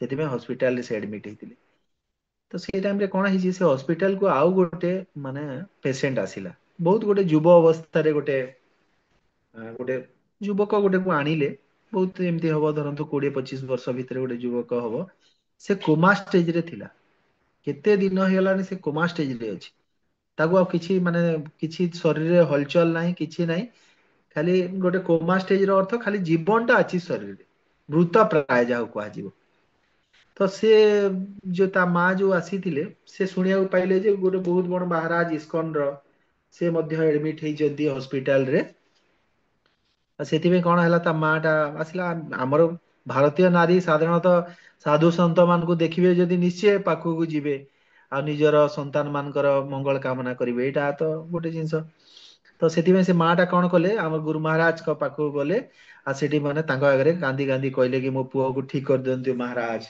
मोर माने गोटे बोली पुओ तो महाराज तांको कहले तुम गोटे काम कर तांको भगवत गीता शुणाओ कहले भगवत गीता कौन किए शुणेब सेठी जने नर्स थिले से तो सब गुरु महाराज को समस्ते जानी से परम वैष्णव एते बड़ विभूति से तो से कौन कले भगवत गीता शुणेले नर्स जनक 3 दिन रु 4 दिन जाइची पिलार चेता पळे आसला एते धरे दिन धरी तार चेता नथिला एटा शुणिला परे 3 रु 4 दिन जाइची तार चेता पळे आसला तापर ट्रीटमेंट चलला आस्ते आस्ते आस्ते आस्ते भल आइगला से पिलाटी निजे कहला माने मते कौन गोटे शब्द शुभा जाउतला मते गोटे कौन गोटे सुना जाउतला तो कहिबार तात्पर्य होउची ये जो भगवत गीता रो जे श्लोक गोटे आमे जो पाठ करूची एति नंबर श्लोक पाठ करंतु इस्कन रे देखिबे सब बेले कौन कहबो भगवत गीता किबा भागवत रो प्रथमे श्लोक पाठ करिवे तापरे से श्लोक पुनी 3 थर अलगा अलगा भक्त माने पाठ करिवे तापरे शब्दार्थ पाठ करिवे केते सेटा को बारंबार पाठ करूचंदी आपण केबे भाबिचंदी सेटा काई करा होची सेमती एटा श्रील प्रभुपाद ए नियमटा कोन पे रखिचंदी सेथिरे देखिबे 15-20 मिनिट टाइम पळौची कोनोसी भी जिंस आरंभ होय आपण सेटा अनुभव करचंदी तो आपण को मन रे केबे प्रश्न आसीनी आ 15-20 मिनिट टाइम पळैला श्लोक उच्चारण करिगिरी आमे तो किछि अलगा भगवान कर कथा हेइतांते नाही एई जो से जो हॉस्पिटल से जो पिलाटी ठीक हेइ गला से कौन बुझिला भगवत गीतार माने कौन कह जाउची से श्लोक कौन भगवान श्री कृष्ण कौन कहउची से किछि बुझिला कि से तो बेहोश अवस्था रे थिला किंतु जे साउंड वाइब्रेशन टा सेटा केते महत्वर जिंस आपण भाबंत एई भगवत गीता को आमे खाली पाठ भी जदी करिबा किछि बुझी भी न परिबा जदी ताहेले भी आमे लिबरेटेड स्टेज को आमे पळे यार एते माने बहुत आत्मा अछि एठी मु एबे सुनुतिली हमर ए नीलांबरी माताजी गोटे कहउतिले जे हमर ए जो ओडिया रे आमे जो पढुनु क ख ग घ अ आ हर्षई ए सब अछि ए सब एटा होची भगवान कर सृष्टि भगवान कहले ना अकार अक्षर मान को भितरे अकार मु माने प्रत्येक अक्षर अ रु क्ष पर्यंत एटा भगवान कर शब्द ब्रह्म तो एटा एई जो शब्द रो गोटे माने तार शब्द रो गोटे वैल्यू अछि आपण से शब्द को मामूली भाबंतु नै तापरे भगवान ये शब्द रो कॉम्बिनेशन रे जो भगवत गीता भगवान कर मुख निसृत बाणी आर केते पावर नथिबो जे गोटे मृत व्यक्ति गोटे जीवित हे जाउची सेटा पुनी केबे पुराण रे लेखा हितिला एटा कहा होनी तो एही जस्ट वर्षे 2 वर्ष तळ कथा कि 5 वर्ष तळ कथा कहा जाउची आमको विश्वास करिले हैला विश्वास जदि न करिबा ताहेले आमु किछि तार माने फल मिलिबो नाही विश्वास मिलए करी तर्के बहुत रो ସେଥିପାଇଁ हमर ପ୍ରଭୁ ओडिया रे ଆମକୁ कह କହନ୍ତିନି କି ସବୁବେଳେ ଆମର ଓଡିଆ ମାନେ କହନ୍ତି କି ବୁଝ ନ ବୁଝୁ ପଢ ଗୀତା ରୁଚ ନ ରୁଚୁ ଖା ପିତା ସେଗୁଡା ସବୁ ଆମର ସବୁ बढ़िया बढ़िया ये एकदम बेफिटिंग उदाहरण एठी ही जीव सेटा बुझ न बुझ पढ़ गीता बुझिबा किछि माने बुझी पाले जे सेटा किछि नै आपण खाली श्लोक उच्चारण भी कले भी सेथिरे आपनकर उपकार हे जो किंतु से श्रद्धाटा थिबा कथा एबे आमे जिबा शिवजी को पाखु शिवजी पार्वती माता कौन कहउचंदी सुनो तो शिवजी अध्याय 14 भगवत गीतार महात्मा शुणिया पई जाइए शिवजी पार्वती कहउचंदी कि हे प्रिय सिंहल द्वीप रे राजा बेताल शासन करथिले मु जेतेले पढिली विक्रम खाली हेइथिले हेइथांदा भाबिली राजा को ना विक्रम बेताल केमती दिया गला विक्रम और बेताल मु स्टोरी सुनिची दीटा अलगा जिंस किंतु एडी लेखा आइची शास्त्र रे कि विक्रम बेताल से राजा को ना ବିକ୍ରମ ବେତାଳ। ସେଥିପାଇଁ ଆମେ ଆଉ ଜଜମେଣ୍ଟାଲ ହେବାନି, ଆମେ ବିକ୍ରମ ବେତାଳ ହିଁ ନବା। ତ ଶିବଜୀ କହୁଛନ୍ତି ସିଙ୍ଗଳ ଦ୍ୱୀପରେ ରାଜା ବିକ୍ରମ ବେତାଳ ଶାସନ କରୁଥିଲେ। ତ ଥରେ ସେ ଶିକାର କରିବା ଉଦ୍ଦେଶ୍ୟରେ କଣ ବଣକୁ ବାହାରିଲେ ସେ ରାଜା। ତ ରାଜା ଯେତେବେଳେ ଯାଇଛନ୍ତି ସାଙ୍ଗରେ କାହାକୁ ନେଇଛନ୍ତି? ଦିଟା କୁକୁରକୁ ନେଇଛନ୍ତି ଆଉ ଗୋଟେ ପୁଅକୁ ନେଇଛନ୍ତି। ତ ଏମାନଙ୍କୁ ନେଇକରି ଯେତେବେଳେ ବଣ ଭିତରେ ପ୍ରବେଶ କରିଛନ୍ତି, ଆସ୍ତେ ଆସ୍ତେ ଆସ୍ତେ ଗଭୀର ବଣ ଭିତରକୁ ପ୍ରବେଶ କଲେ। କୁଆଡୁ କିଛି ମାନେ ତାଙ୍କୁ ଶିକାର ମିଳିଲାନି। ତାପରେ ସେ ଦେଖିଲେ ଯେ ଗୋଟେ ଠେକୁଆ ଗୋଟେ ଦେଖାଗଲା। ତ କଣ କଲେ, ତାଙ୍କର ଯୋଉ ଗୋଟେ କୁକୁରକୁ ସାଙ୍ଗେ ସାଙ୍ଗେ ସେ ଛାଡିଦେଲେ ସେ ମାନେ ଠେକୁଆ ପଛରେ।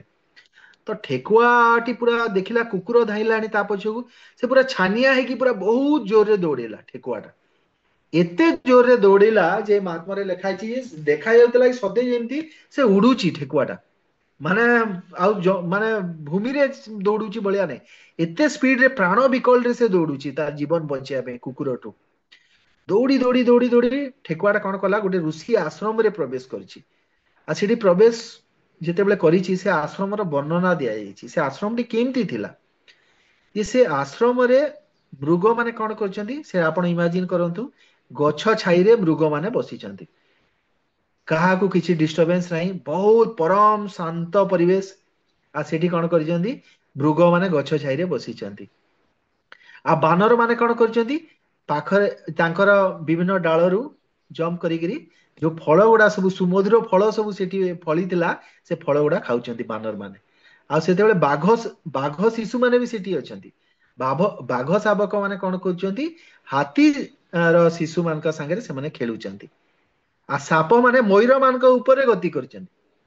ମାନେ ସାପ ଆଉ ମୟୂର ଦିଟା କଣ ବିରୁଦ୍ଧ ଭାଷ ପ୍ରାଣୀ। ସାପ ମୟୂର କେବେ ପାଖକୁ ଆସିବେ? ବାଘ ହାତୀ ବାଘ ଆଉ ଏଇଟା ଆସିବେ? କିନ୍ତୁ ସେ ଆଶ୍ରମର ପ୍ରଭାବ କଥା ଆପଣ କହିବାର ତାତ୍ପର୍ଯ୍ୟ ହଉଛି ଯେ ଏମିତି ପ୍ରଭାବ ଥିଲା ଯେ ସେ ଆଶ୍ରମରେ ବିରୋଧାଭାସୀ ଆଉ ପରସ୍ପର ଶତ୍ରୁ ହେଉଥିବା ଜୀବ ମାନେ ମଧ୍ୟ ସେମାନଙ୍କର ଶତ୍ରୁ ନ ହେଇକି ସେମାନେ ମିତ୍ର ହିସାବରେ ସେ ଗୋଟେ ଆଶ୍ରମରେ ଏକାଠି ଗୋଟେ ଜାଗାରେ ବିଚରଣ କରୁଥିଲେ। ତ ସେଠି କଣ ହେଲା, ସେ ଋଷି ସେ ଆଶ୍ରମର ଋଷି କିଏ ଥିଲେ? କୋଉ ଋଷିଙ୍କ ଆଶ୍ରମ ଥିଲା ସେଟା? ଋଷି ବସ୍ୟ ଋଷିଙ୍କର ଆଶ୍ରମ ଥିଲା। ଆଉ ସେ ଭଗବତ ଗୀତାର 14 ନମ୍ବର ଅଧ୍ୟାୟକୁ ପ୍ରତ୍ୟହ ଋଷି ସେଠି ତାଙ୍କର ଆଶ୍ରମରେ ପାଠ କରୁଥିଲେ। ତାଙ୍କର ଗୋଟେ ସଂକଳ୍ପ ଥିଲା କି ମୁଁ ଅଧ୍ୟାୟ 14କୁ ମୁଁ ମାନେ ସିଦ୍ଧ କରେଇବି। ପ୍ରତ୍ୟେକ ଦିନ ସେ 14 ଅଧ୍ୟାୟ ପାଠ କରୁଥିଲେ। ତ ତାଙ୍କର ଶିଷ୍ୟ ମାନଙ୍କୁ ବି ସେ ଶିକ୍ଷା ଦେଇଥିଲେ କି ଅଧ୍ୟାୟ 14 ପାଠ କର। ତ ଗୋଟେ ଶିଷ୍ୟ ତାଙ୍କର ତ ଅଭ୍ୟାସ ଥିଲା ଅଧ୍ୟାୟ 14 ପାଠ କରିବା ପାଇଁ। ସେ କଣ କଲେ, ତାଙ୍କର ମାନେ ପାଦ ପ୍ରକ୍ଷାଳନ କରୁଛନ୍ତି ପାଣିରେ ପାଦ ପ୍ରକ୍ଷାଳନ କରୁଛନ୍ତି, ତା ସାଙ୍ଗକୁ ଅଧ୍ୟାୟ 14 ବି ପାଠ କରୁଛନ୍ତି। ତ ଏଇ ପାଠ କଲା ସମୟରେ କଣ ହେଲା, ପାଣିଟା ତାଙ୍କ ଗୋଡରୁ ଯାଇକି ମାଟିରେ ଚାରିଆଡେ ବ୍ୟାପ୍ତ ହେଇଯାଇଛି। ଆଉ ସେ ଜମିଟା କଣ ସ୍ଲିପରି ହେଇଗଲା।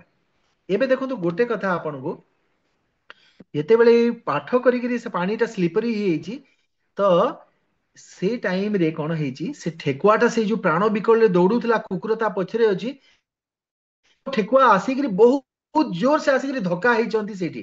ସେ ଆଉ ସେ ପାଣିଟା ଯୋଉ ସ୍ଲିପରି ଥିଲା, ସେମାନେ ଖସିକି ତଳେ ମାନେ ପଡିଯାଇଛନ୍ତି ଗୋଟେ ଜାଗାରେ, ଗଭୀର ଜାଗାରେ। ଆଉ ଦି ଜଣଙ୍କର ପ୍ରାଣ ସେଇଠି ତ୍ୟାଗ ହେଇଯାଇଛି, ମାନେ ଚାଲିଯାଇଛି, ମୃତ ହେଇଗଲେ, ମରିଗଲେ ସେମାନେ ଦି ଜଣ। କୋଉ ଦି ଜଣ ମରିଗଲେ? ଠେକୁଆ ଆଉ କୁକୁର। ପୁରା ଆଉ ଠେକୁଆ। ଠେକୁଆ ଆଉ କୁକୁର ମରିଗଲେ। ତ ଏଇଟା ଦେଖିକିରି ସମସ୍ତେ ଦେଖୁଛନ୍ତି କଣ ହେଲା, ଯେମିତି ଏମାନେ ଦି ଜଣ ମରିଛନ୍ତି, ସ୍ୱର୍ଗରୁ ଗୋଟେ ବିମାନ ଆସିଲା। ଆଉ ସ୍ୱର୍ଗରୁ ଯୋଉ ବିମାନ ଆସିଲା, ସେମାନେ ଏଇଠି ବସିକିରି ସେମାନେ ଦି ଜଣ ଯାକ ସ୍ୱର୍ଗ ପଳେଇଲେ। ତ ଏଇଟା କିଏ କିଏ ଦେଖୁଛନ୍ତି ଏ କଥା? ଏଇ ଧୌମ୍ୟ ଋଷିଙ୍କର ଯୋଉ ତାଙ୍କର ଯୋଉ ଶିଷ୍ୟ ଥିଲେ ସେ ଦେଖୁଛନ୍ତି, ଆଉ ଯୋଉ ରାଜା ସେ ଶିକାର ପଛରେ ଥିଲେ ସିଏ ଦେଖୁଛନ୍ତି, ରାଜାର ପୁତ୍ର ଦେଖୁଛି, ଏମିତି ଏଇ ସବୁ ଲୋକମାନେ ସବୁ ଦେଖୁଛନ୍ତି। ଆଉ ଏଇ ଟାଇମରେ ଧୌମ୍ୟ ଋଷିଙ୍କର ଶିଷ୍ୟ ହସୁଛନ୍ତି। ରାଜା ପଚାରିଲେ ଏଇଟା ସବୁ କଣ ଘଟଣା ହେଇଗଲା? ଏ ଦି ଜଣ ଆସିଲେ, ସ୍ୱର୍ଗରୁ ଗୋଟେ ପ୍ରଭୁଜୀ ବିମାନ ଧର୍ମ ଆସିଲା। ଋଷି କହିଲେ, ଏଥର ବୈଶ୍ୟ ଋଷି କହିଥିଲେ। କଣ କଣ? ବୈଶ୍ୟ ଋଷି କହିଥିଲେ, ଧର୍ମ ଋଷି କହିଲେ। ବସ୍ୟ ଋଷି, ହୁଁ। ଋଷିଙ୍କ ନାଁ ହଉଛି ବସ୍ୟ। ଠିକ ଅଛି। ତ ବସ୍ୟ ଋଷି, ହଁ, ତାଙ୍କ ଶିଷ୍ୟ ସେ ଦେଖୁଛନ୍ତି, ହସିଲେ ସେ। ତ ହସିବା କାରଣ ପଚାରିବାରୁ ତାପରେ ସେ ତାଙ୍କର ଶିଷ୍ୟ କହିଛନ୍ତି କି ମାନେ ଦେଖନ୍ତୁ, ଏ ଦି ଜଣ ଯୋଉ ସ୍ୱର୍ଗ ପ୍ରାପ୍ତି ହେଲା, ମୁଁ ଏଥିପାଇଁ ହସିଲି, ତାଙ୍କର ପୂର୍ବ ଜନ୍ମଟା ମୁଁ ଦେଖିପାରୁଛି। ପୂର୍ବ ଜନ୍ମ କଥାଟା ତାପରେ ସେ କହିଛନ୍ତି। ତ ପୂର୍ବ ଜନ୍ମରେ କଣ ଷ୍ଟୋରି ଭିତରେ ପୁଣି ଗୋଟେ ଷ୍ଟୋରି କଣ ହେଲା ସେ କହୁଛନ୍ତି ଯେ ମହାରାଷ୍ଟ୍ରରେ ପ୍ରବୁଧକ ନାମରେ ଗୋଟେ ନଗର ଥିଲା। ମହାରାଷ୍ଟ୍ର ଗୋଟେ ନଗର ନାମ ହଉଛି ପ୍ରବୁଧକ। ସେ ପ୍ରବୁଧକ ରେ ଗ୍ରାମରେ ଗୋଟେ ମାନେ କେଶବ ନାମରେ ଗୋଟେ ବ୍ରାହ୍ମଣ ରହୁଥିଲେ। ସେ କେଶବ ବ୍ରାହ୍ମଣ ବହୁତ କ୍ରୂର ସ୍ୱଭାବର ବ୍ୟକ୍ତି ଥିଲେ। ଲୋକଙ୍କୁ ମାରିବା ପିଟିବା ଗାଳି ଗୁଲଜ କରିବା, ବ୍ରାହ୍ମଣ ହେଇକରି ବି ବ୍ରାହ୍ମଣୋଚିତ କୌଣସି ଗୁଣ ତାଙ୍କର ନଥିଲା। ସେ ଗୋଟେ ହିସାବରେ ମାନେ ଅଜାମିଳ ଯେମିତି ଥିଲା ନା, ସେ ଲୋକଙ୍କୁ ଲୁଟି ପକଉଥିଲା, ଧନ ସମ୍ପତ୍ତି ନେଇଯାଉଥିଲା, ଏଇ ଟାଇପର ଗୋଟେ କ୍ରୂର ବ୍ୟକ୍ତି ଥିଲେ। ଆଉ ତାଙ୍କ ସ୍ତ୍ରୀ ସେମିତି ବ୍ୟକ୍ତି, ତାଙ୍କ ସ୍ତ୍ରୀ ଦୁଶ୍ଚରିତା ସ୍ତ୍ରୀ, ପରପୁରୁଷ ସାଙ୍ଗରେ ମିଳନ କରିବା ଏଇ ଟାଇପର ସ୍ତ୍ରୀ ଥିଲା। ତ ଏତେ କ୍ରୋଧୀ ସ୍ୱଭାବର ବ୍ୟକ୍ତି ଥରେ କଣ ହେଲା, ତାଙ୍କର ସ୍ତ୍ରୀ ପରପୁରୁଷ ସାଙ୍ଗରେ ମିଳନ କରୁଛି, ସେଇ ସମୟରେ ସେ ପହଞ୍ଚିଗଲା ଆଉ ଦେଖି ପକେଇଲା ସେ ଘଟଣା। ଦେଖିକି ସେ ଏତେ କ୍ରୋଧାନ୍ୱିତ ହେଇଯାଇଛି ଯେ ସେ ପୁରା ସିଧା ତା ସ୍ତ୍ରୀକୁ ପୁରା ବାଡେଇ ପକେଇକି ମାରି ଦେଇଛି ସେଇଠି। ତା ସ୍ତ୍ରୀଟି ମରିଯାଇଛି। ମରି ଯେତେବେଳେ ଯାଇଛି, ଏମାନେ ଜନ୍ମ ପାଇଛନ୍ତି, ତା ଜନ୍ମ ପାଇଛି ଠେକୁଆ ଆଉ ସେ ଲୋକଟା ଜନ୍ମ ପାଇଛି ଠେକୁଆର। ବୁଝିପାରିଲେ? କାହିଁକି ସେ ଠେକୁଆ ମାରିଥିଲା, ସେ ମାରି ଜନ୍ମରେ ସେ ପାଇଛି ଠେକୁଆର ଜନ୍ମ ପୁରୁଷଟା, ଆଉ ସ୍ତ୍ରୀଟା ପାଇଛି କୁକୁର ଜନ୍ମ। କିନ୍ତୁ ଭାଗ୍ୟକୁ କହୁଛି ଏମାନେ ମାନେ ଋଷିଙ୍କ ଆଶ୍ରମରେ ପ୍ରବେଶ କରିକିରି ଏମାନେ ସେ ଶରୀରଟା ପ୍ରାପ୍ତ କରିଯାଇଛି। ଏଥିରେ ଆପଣ କଣ ଶିଖିବେ? ଏଇ ଷ୍ଟୋରିରୁ କଣ ଶିଖିବେ? ଦେଖନ୍ତୁ, ଆମେ ଯୋଉ ସେ ପାଣିଟା କଣ ଭଗବତ ଗୀତା ଥିଲା କି? ଆମେ ତ କହିନି କି ଭଗବତ ଗୀତା ଶୁଣିଲେ ସେଇ ଦି ଜଣ, ସେ ପାଣିଟା ହେଇଯାଇଥିଲା, ଚାର୍ଜ ହେଇଯାଇଥିଲା। ବୁଝିପାରିଲେ? ତାର ଶବ୍ଦରୁ ସେ ହଉଛି, ଆପଣ ଭଗବତ ଗୀତା ପାଠ କଲା ବେଳେ ବି ଆପଣ ଯଦି ଗୋଟେ ଗ୍ଲାସ ପାଣି ପାଖରେ ରଖିଛନ୍ତି, ଗୀତା ଆପଣ ପାଠ ମନର ଶବ୍ଦ ସଞ୍ଚାର ହେଇଯିବ ସେ ପାଣି। ସେ ପାଣିଟା ଆପଣଙ୍କ ଶରୀର ଉପକାର କରିବ, ଆପଣଙ୍କୁ ଭକ୍ତି ମାର୍ଗରେ ନବ। ବୁଝିପାରିଲେ? ତ ଏଇଟା ହଉଛି 14ର ମାହାତ୍ମ୍ୟ।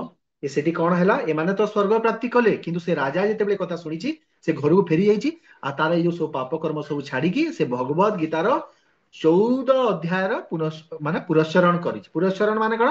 ପ୍ରତ୍ୟେକ ଦିନ ପାଠ କରିକି ତାକୁ ସମାପ୍ତ କରିବା, ନେକ୍ସଟ ଦିନ ପୁଣି ପାଠ କରିବା, ଏମିତି ବଞ୍ଚିଥିଲା ପର୍ଯ୍ୟନ୍ତ ସେ 14 ନମ୍ବର ଅଧ୍ୟାୟ ପାଠ କଲା। ଆଉ ମୃତ୍ୟୁ ପରେ ସେ ବୈକୁଣ୍ଠ ପ୍ରାପ୍ତି ହେଲା ସେ ରାଜାଟା। ଏଇଟା 14 ନମ୍ବର ମହାତ୍ମା। ଶିବଜୀ ଏଇଟା ପାର୍ବତୀଙ୍କୁ କହିଛନ୍ତି। ବୁଝିପାରିଲେ? ଏବେ ଆମେ ଶ୍ଲୋକ ନମ୍ବର 1 କୁ ଯିବା। ଏଇ ଅଧ୍ୟାୟର ନାଁଟି ହେଉଛି ଆପଣଙ୍କର ଗୁଣତ୍ରୟ ବିଭାଗ ଯୋଗ, ତ୍ରିଗୁଣୀ ମାୟା।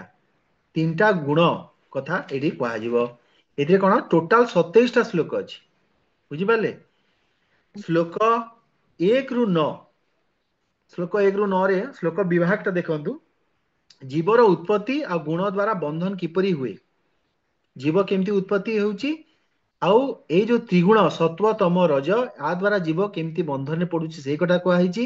ଶ୍ଲୋକ 10 ରୁ 18 ତ୍ରିଗୁଣର ବିଷୟ କଣ କଣ, ଶ୍ଲୋକ 19 ରୁ 27 ତିନି ଗୁଣର ପ୍ରଭାବରୁ ମୁକ୍ତି କେମିତି ପାଇବା, ଆଉ ତ୍ରିଗୁଣାତୀତ ପୁରୁଷର ଲକ୍ଷଣ କଣ, ଏଇଟା ବର୍ଣ୍ଣନା କରାଯାଇଛି। ବୁଝିପାରିଲେ?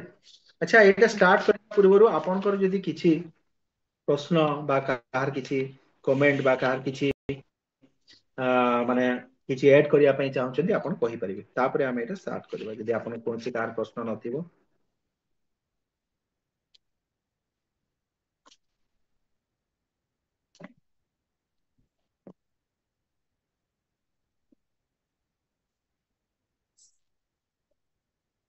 ଆଚ୍ଛା, ମତେ ଆପଣ ଏଇଟା କିଛି କହନ୍ତୁ କି ଆପଣ ଆମେ ଯୋଉ ଏ ପର୍ଯ୍ୟନ୍ତ ସବୁ ଡିସ୍କସ କରୁଛେ, ଆମେ ଯୋଉ ସ୍ପିଡରେ ଯାଉଛେ ସେଟା କଣ ସ୍ଲୋ ହଉଛି ନା ଠିକ ହଉଛି, ନା ଆଉ ଆଗକୁ ବଢିଆ କଥା, ଆପଣ କିଛି ଗୋଟେ ସଜେସନ ଦିଅନ୍ତୁ।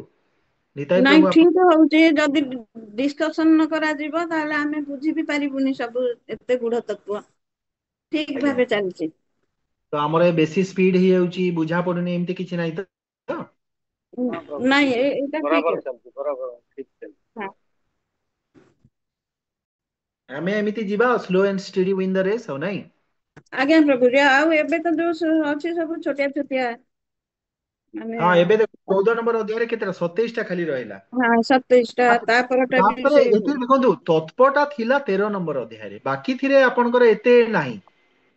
ଆପଣ ସେଇଟା କଣ ଖାଲି ଗୁଣ ଗୁଣ ମାନେ ସବୁ ଡିସ୍କସନ କରାହବ, ଖାଦ୍ୟ କୋଉଟା ରଜଗୁଣ, କୋଉଟା ତମ ଗୁଣ, କୋଉଟା ଏଇଟା प्राय जिनस सब जानिला जिनस गुड़ा एबे अछि प्रत्येक जिनस रे रजतम सत्व माध्यम रे आपण सब देखिबे खाद्य खाद्य कोउटा देखिबे बुझी पाले कर्म माने कोउटा विभिन्न प्रकार तार एंगल रे खाली सत्व तम रज तीनटार गुणर आमे सेठी डिस्कस करिवा तत्व जिनसटा प्राय सरी गला बुझी पाले ना 13 नंबर अध्यायटा जोटा गोटे मूल तत्व जिनस दिला एटा भलो भाबरे न बुझीतिले असुविधा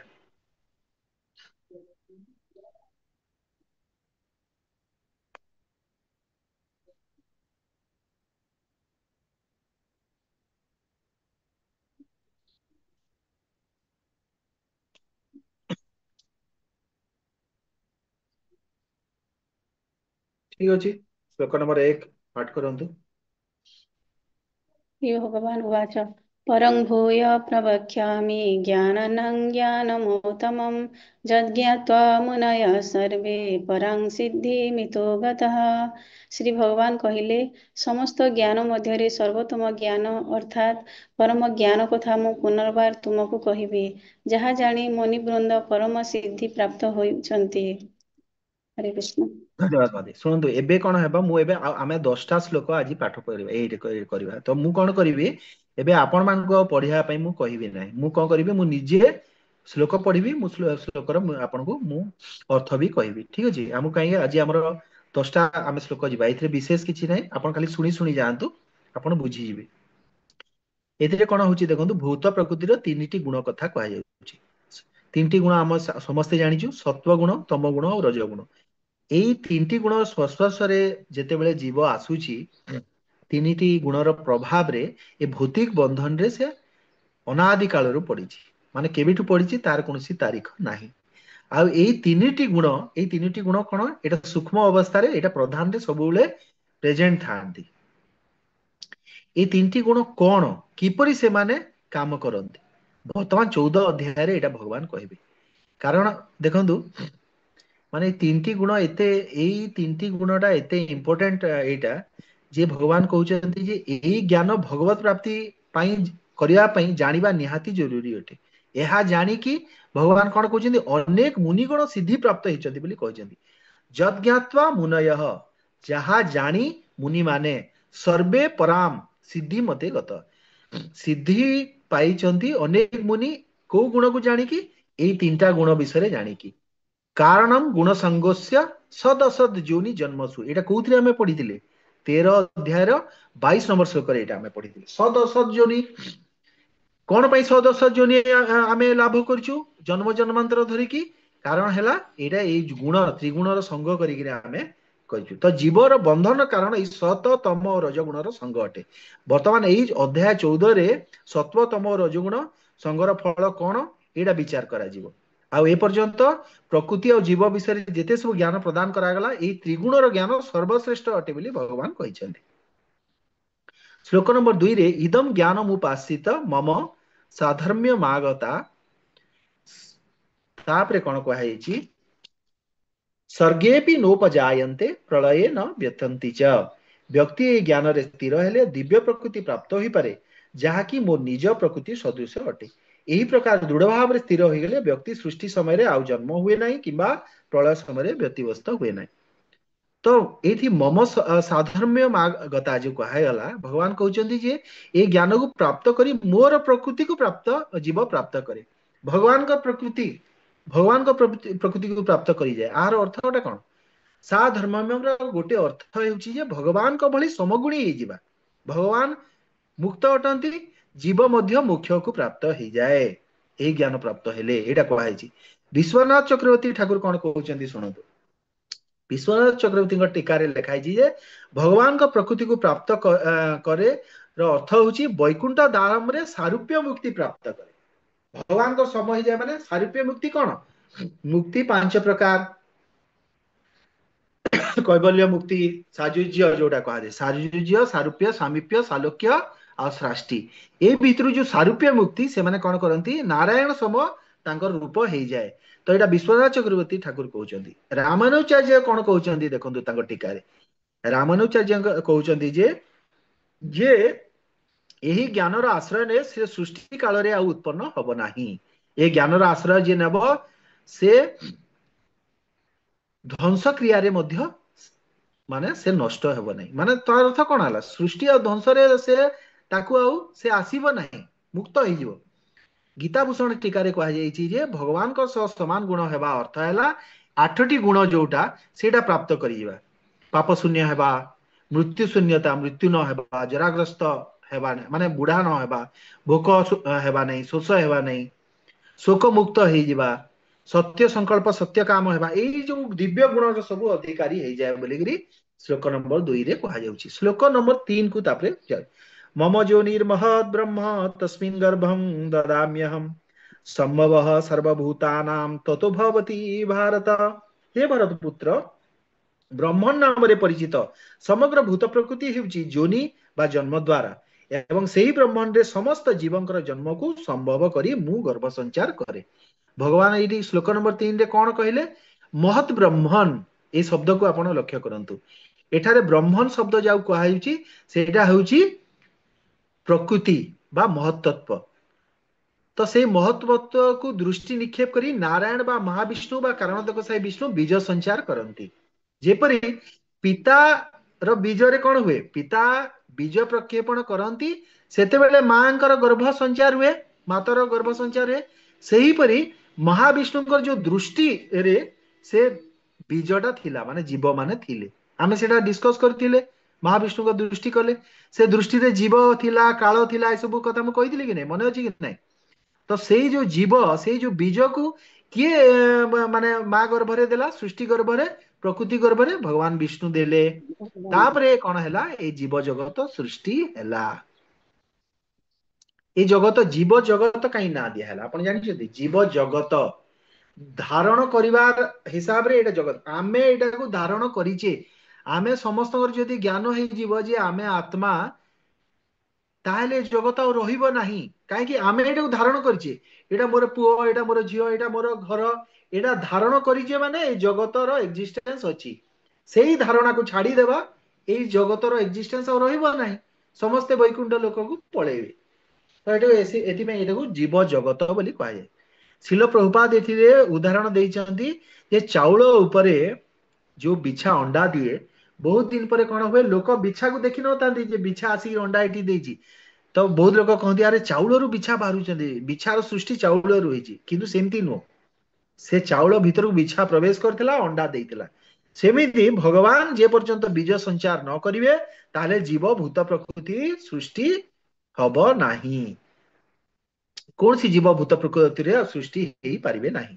ଗୀତାଭୂଷଣ ଟୀକାରେ କଣ କୁହାଯାଇଛି, ଭଗବାନ ଏଇ ଶ୍ଲୋକରେ କହୁଛନ୍ତି ଯେ ମୁଁ ପ୍ରକୃତି ଓ ଜୀବର ସଂଯୋଗର କାରଣ ଅଟେ।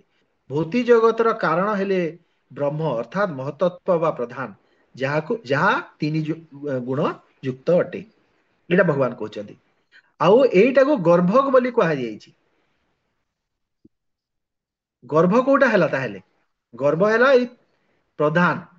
ଯେମିତି ମାଙ୍କ ଗର୍ଭରୁ ଶିଶୁ ଜନ୍ମ ହଉଛି, ସେମିତି ପ୍ରଧାନ ବା ମହତ୍ତତ୍ଵ ଗର୍ଭରୁ ଏଇ ସବୁ ସୃଷ୍ଟି ଜାତ ହେଇଛି, ଜୀବ ଜଗତ ସୃଷ୍ଟି ହେଇଛି। ଶ୍ଲୋକର କନକ୍ଲୁଜନ ଯଦି ନେବେ, ପରା ଓ ଅପରା ପ୍ରକୃତି ସଂଯୋଗ ବା କ୍ଷେତ୍ର କ୍ଷେତ୍ରଙ୍କର ସଂଯୋଗ କିମ୍ବା ଜଡ ଚେତନାର ସଂଯୋଗ ହେଲେ ସୃଷ୍ଟି କାର୍ଯ୍ୟକାରୀ ହୁଏ।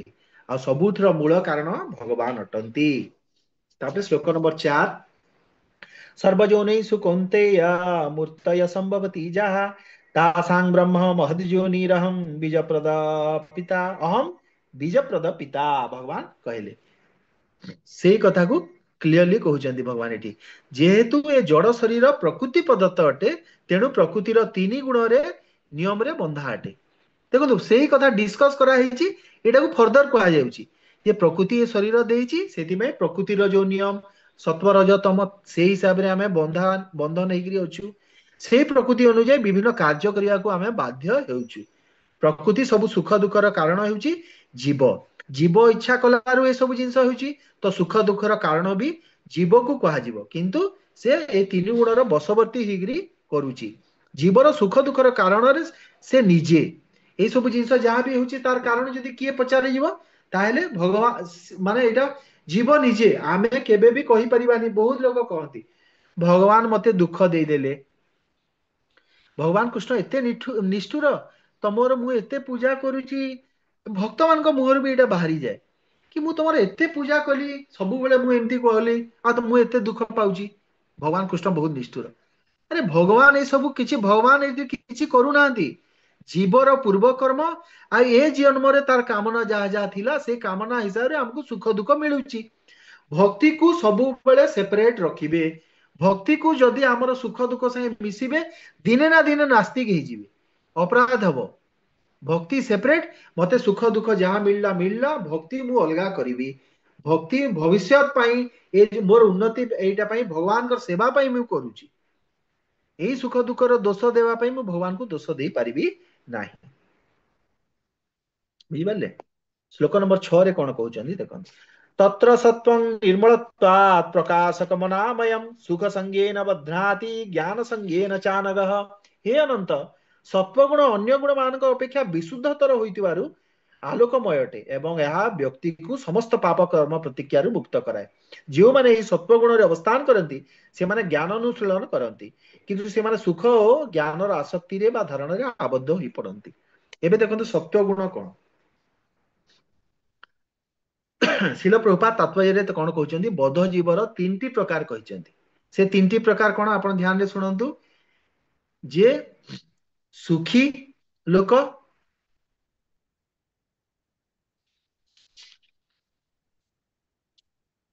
तीनटा कौन कौन है सुखी कर्मठ आउ असहाय।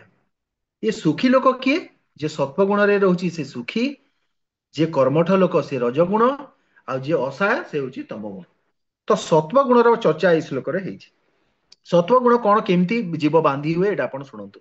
सत्वगुण रे शीत व्यक्ति मानकु माने गोटे ब्राह्मण स्तर माने सत्वगुण इज इक्वल टू ब्राह्मण।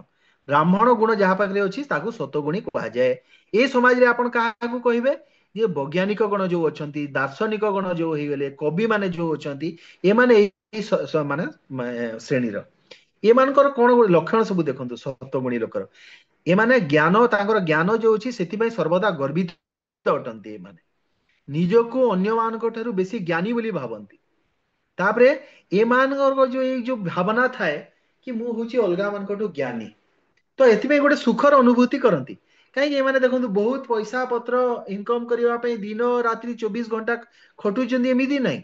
आपण देखिबे बड़ बड़ सब ए टाइप रो जो वैज्ञानिक ए दार्शनिक अछंती ए माने तुष्ट थांती से मानकर गोटे इकोनॉमिक कंडीशन भी भलो थाए गोटे सुखर जीवन यापन ए माने बंचिबार तांकर अभ्यस्त थांती। ए माने कोथि इन्वॉल्व हेबेनी ए माने खाली गोटे गर्व थाए जे मु बाकी मानकटू बेटर अछि आउ ए माने भौतिक दुख रे विशेष विचलित होते। तो सत्वगुण जदि आक्षरिक अर्थ जदि आपन को पचारि जीव आपन कोन कहिबे अधिक ज्ञान संग्रह करिबा और अधिक सुखर आशा करिबा एई दीटा जिंस जदि रहउची सेटा सत्वगुणी। देखंतु एबे भक्त मानकर कथा एठी मु टिके जोडुची एटा जानिबा बहुत जरूरी। कौन हुए जेतेबेले आपण भक्ति करिवे ना गीता भागवत टिके आपण पाठ करिवे तो आपण को गोटे आत्मा परमात्मा भगवान कृष्ण को विषय ज्ञान ए सब हुए तो मन भीतर गोटे गर्व चली आसे। गर्व चली आसे जे मु बाकी मानकटू बेटर। आपण बाहर जहां भी देखिबे आपण लागबे ये सब एटा कर्मी लोक माने माने किछि आंकर ज्ञान नाही एई टाइप रो हमर विचार आसे। एई विचारटा भौची आम पई भक्ति मार्ग रु हम बहुत पछू टाणी आनिबो। आमे सब बेले भाबिबा आमे लोएस्ट ऑफ द लोएस्ट से माने समस्त बहुत भलो आमे काहकू जज करबा नाही से को परिस्थिति रे अछि आमे काहू कहबानी तू आइस खाना ए तम गुणी एटा कोन करजु सेटा एटा नै। भक्त सब बेले निजको सबटु तळकाई ता भितरे परमात्मा अछंती भगवान ता पई कोन भाबिचंती सेटा भगवान जानिबे आमे की एते ज्ञानी देखे एबार एई सत्व गुण रो जिंसटा हम भितरे पळे आउची। आमे एक्चुअली निर्गुण स्तर को जाई पारि नाही आमे सत्व गुण लेवल रे पाई जाउची ए सब पाठ हरे सब कृष्ण पढी। प्रभु आज्ञा प्रभु आमे जदि जण जण को बुझाउचंती कि तमे एमती आइंस खाउछ तमे पेट बंद कर किंबा सेक्रे माने सेक्रे किछि माने भूल होची कि आमे इंटेंशन भावनाटा आपनकर कोन अछि आपनकर तांको आमे इंटेंशन जदि से जदि रहउची कि गोटे श्रेष्ठता आपण देखैबा पई कहउचंती ताहेले भूल किंतु अच्छा गुरु शिष्य को निश्चय शिक्षा देव पिता पुत्र को निश्चय शिक्षा देव जे स्वामी ता स्त्री को से निश्चय शिक्षा देव एथिरे कोनोसी अपराध नाही। एई जो जिंस कहा गला ए तीनटा लोक एथिरु बाद अटंती। आमे आमे पिता हेछि आमे पुत्र को आमे बतेबानी कोटा भलो कोटा खराब सेथिरे तो किछि खराब नाही किंतु आपण समाज रे गोटे आपण प्रतिष्ठा चाहुचंती आपण एटा शुणिले भगवत गीतार आपण सब श्लोक मुखस्थ कर आपण 4 लोक आगे जाकर श्लोक 4टा कहीदेले आ कहीदेले कि आपण जीवन सब बर्बाद हो जो लोक सब आपण अच्छी आपण जो सब काम कर 12 घंटा खटुंट ए कौन लाभ पाइबे यही टाइप कथा क्या कहे ना जी जो स्थिति अच्छी से स्थिति थाउ आस्ते आस्ते से ऊपर को जीव आम सेटा बुझा पड़ो सेटा न बुझे सबू असुविधा हो देखो कनिष्ठ भक्त मान द्वारा बहुत असुविधा हो जाए मु कौन कहबी कहा ना धरबिनी कि गोटे जगार देखिली से भक्त जने से मंदिर रे ना माने मु से मंदिर रे जाइथिली से मंदिर से तांको संगे कथा होतिली से मो संगे पूरा एकदम मु भी बड़ आवाज रे कथा से बड़ माने आवाज हमर दी जनकर जेमती एबे चली छी आ सिटी आ गोटे भक्त बसचंती से भी गोटे आवाज रे कहा कोन गोटे कहउचंती तो आम आवाज और तांको आवाज भीतर किसी फरक नथिला किंतु ये जो भक्त थिले से कहले ए मंदिर रे बेसी चिल्ला चिल्ली नहीं बेसी कथाबार्ता करंतु नहीं एमती कहिदेले आमे दी जण कथा होचे से किछि नहीं आमे एते बड़ हो गेले आ से गोटे बाहर गोटे फर्स्ट टाइम मंदिर आछंती तांकर इंप्रेशन टा कोन पड़ला एडे एते गोटे बहादुरी मारुची आमे खाली व्हाइट ड्रेस पिन देले आ माने इस्कॉन रो आमे गोटे बहुत बड़ लोक हो गेले एटा देखु माने बहुत असुविधा जिनस तृणाद भी सुनिचन कहीं शिक्षाष्टम कथा कही किसी आमे क्या कहबा जे पर्यंत आमे पूरा पूरा बुझी ना ताहले आमे मोहर चुप रहिले भल आमे से स्थिति को आसिले बेस्ट हरे कृष्ण प्रभु जी हाँ आपण जो वृंदावन कथा कहिले मु हम्म निजे अनुभवी सेठी हम्म मु जतले गली सेठी राधा वल्लभ संप्रदायर जणे साक्षात हाँ हेले कहले तमर माने हम्म पूर्व जन्म रे गीता भागवतम सब पठन सरी जाइछि आउ हम्म एटा इस्कन रो हैला माने एटा प्राथमिक आपण आगो को बढ़ंतु आपण राधा वल्लभ संप्रदाय को आसंतु मु कहली हाँ मोर तो किछि मने नाही मु जा पढिथिली पूर्व जन्म रे आपण जा कहउचंती मोर तो से हाँ सब किछि मने नाही किंतु मु जो ठी अछि मु ठीक अछि आ मु मो गुरु को केबे भी त्याग करिवि नाही हम्म माने मु गो- एभलिया भी कहि कि से माने माताजी माने मु भक्त गोटे मान को ये करूचंती मु गोटे कथा कहि दउची माताजी आपन को एई जो शिल प्रभुपाद विषय रे लोक जानी नाहंती माने माताजी शिल प्रभुपाद कौन शिल प्रभुपाद सबू जिनस राधा वल्लभी मठ हो ना आपन रामानुज वाले हुअन्तु ना आपन राधा रमणी वाले हुअन्तु एई समस्ते कौन एमाने समस्ते आचार्य ही परंती किंतु एमाने केही जणे भी सारा विश्व रे केबे भी प्रचार करि पारिथिले कि एमाने नाही केवल प्रचार करिथिले सेई वृंदावन भितरे सेई भारत भूमि रे जोउथिरे स्वाभाविक भागरे भक्त सृष्टि होंते ए भारत भूमि रे एठी जन्म हैला छुआ भी हरे कृष्ण कहूची जन्म होगी आमे जन्म होइतिले आमे सेतेबेलु जानिचे राम कृष्ण किए आमको भक्त बनेबार किछि बड़ कथा नुह किंतु शिल प्रभुपाद एमिति गोटे आचार्य सारा पृथ्वी रे 200 टा अधिक कंट्री रे एबे गोमांस खाउतवा लोक बापा मां को मारिकी रांधिकी खाउतवा लोक आज परम वैष्णव होइचंती एइटा को संप्रदायर एमिति आचार्य सेति ताऊ कहाला जुगाचार्य एबे जुगाचार्य जहा नियम कर देइचंती सेटा बाकी आचार्य माने मानिबे अलगा संप्रदायर केमिति मानुचंती ना भक्त केमिति हेबे ए कथा कहा पाखरे आइडिया नथिला इस्कॉन टू कॉपी करिकरी एबे अलगा संप्रदायर लोक माने एटा कोन कले फूड फॉर लाइफ ना आमे रेस्टोरेंट सृष्टि करिवा सेठी आमे भगवान को भलो माने माने भक्त मान को आमे किछि खाद्य माध्यम रे आमे तांको संतुष्टि करिवा तापरे तांको भक्त करेबा प्रत्येक दिन आमे गीता भागवत पढ़ेबा भगवान को एते सुंदर रूप आगुरु केबे देखिथिले कौन सी मंदिर मंदिर माने मैला किटकिटा हेगरी पड़ीतिला किंतु इस्कन मंदिर मंदिर भी केबे सफा हेई पारे वैकुंठ कौन सेटा शिल प्रभुपाद जणेइचंती एटा को संप्रदायर एटा आचार्य माने एटा बतैचंती तो सेति पई कोन कहै जाउची हलधर महाराज निजे कहंती जे एई जुगाचार्य शिल प्रभुपाद जदि न थिले भक्तिर धाराटा एते माने त्वरान्वित ही पारि नथांता आज एते लोक भक्त ही पारि नथांते एबे आमे समस्ते कहूचे अरे वृंदावन समस्ते खुशी होइचंती देखंतु फॉरेनर माने आसिकरी एटा करूचंती से फॉरेनर माने तमे तो कहूतिलो अलगा संप्रदायर लोक माने कहूतिले ए माने गोमांस हत्याकारी ए माने केबे भी भक्ति करिवेनी ए मान को प्रवेश देबानी कहूतिले किंतु आज से मान को परम वैष्णव किए बनेला से माने आमठु भी बड़ वैष्णव एटा हेगले प्रभुपाद ହଁ ଶିଳ ପ୍ରଭୁ ଆପଣ ସେଥିପାଇଁ ଆମ ସମସ୍ତଙ୍କୁ ମୁଁ କହୁଛି ଆମେ ସମସ୍ତେ ଗୋଟେ ଜିନିଷ ଦେଖା କରିବା ଅଲଗା କାହା ବି ଚକ୍କରରେ ଆପଣ ପଡନ୍ତୁ ନାହିଁ। ଶିଳ ପ୍ରଭୁପାଦ ଖାଲି କହିଛନ୍ତି ମୋ ସାଙ୍ଗରେ ଆପଣ ଯୋଡି ହେଇକି ରହନ୍ତୁ ଆପଣ ନିଶ୍ଚୟ ଭଗବତ ପ୍ରାପ୍ତି ହେଇଯିବ। ଆପଣ କିଛି କରିବା ଦରକାର ନାହିଁ। ଆପଣ ଆସନ୍ତୁ କ୍ଲାସକୁ ଆସନ୍ତୁ ବୁଝନ୍ତୁ ନ ବୁଝନ୍ତୁ କିଛି ମତଲବ ନାହିଁ। ଏଇଟା କହିବା କଥା ନୁହଁ ମୁଁ ଗୋଟେ ଆବେଶରେ କହୁଛି। ଏ ଆପଣ କେତେ ବୁଝିଲେ କଣ କଲେ ସେଥିରେ କଣ ହବ ଆପଣଙ୍କର କଣ ମାନେ ବୁଦ୍ଧି ହିସାବରେ ଆପଣ ଭଗବତ ପ୍ରାପ୍ତି ହବ କି? ଶିଳ ପ୍ରଭୁପାଦଙ୍କ କୃପାରୁ ଭଗବତ ପ୍ରାପ୍ତି ହବ। ତ ମାତାଜୀ ଆପଣ ଯୋଉ ଏବେ ବୃନ୍ଦାବନରେ ରହୁଛନ୍ତି ବୋଲି ମୁଁ ଶୁଣିବାକୁ ପାଇଲି ଆପଣଙ୍କ ବିଷୟରେ ଆପଣ କେତେ ଭାଗ୍ୟ। କିନ୍ତୁ ଆପଣ ସବୁଠୁ ସିଂହ ଭଳିଆ ଗର୍ଜନ କରିବେ ଶିଳ ପ୍ରଭୁପାଦଙ୍କର କଥା ଯଦି କିଏ କହିବ କିଛି ଅପରାଧ ହେବନି। ଶିଳ ପ୍ରଭୁପାଦ ଯୁଗାଚାର୍ଯ୍ୟ ଆମେ ତାଙ୍କ ଏଇଥିରେ ଆସିଛେ। ତାପରେ ବୈଷ୍ଣବ ଭିତରୁ ରୂପ ଗୋସ୍ୱାମୀଙ୍କର ସମାନ କିଏ ହେଇପାରିବ? ରୂପ ସନାତନ ଗୋସ୍ୱାମୀଙ୍କର ଲେଖା ସାରା ବୈଷ୍ଣବ ସମାଜ ଫଲୋ କରୁଛି। ରୂପ ଗୋସ୍ୱାମୀ ସନାତନ ଗୋସ୍ୱାମୀ ହିଁ ବୃନ୍ଦାବନକୁ ପ୍ରତିଷ୍ଠା କରିଥିଲେ। ଆପଣ ତାଙ୍କୁ ପଚାରନ୍ତୁ କି 500 ବର୍ଷ ଆଗରେ ବୃନ୍ଦାବନ କଣ ଥିଲା କିଏ ଜାଣିଥିଲେ?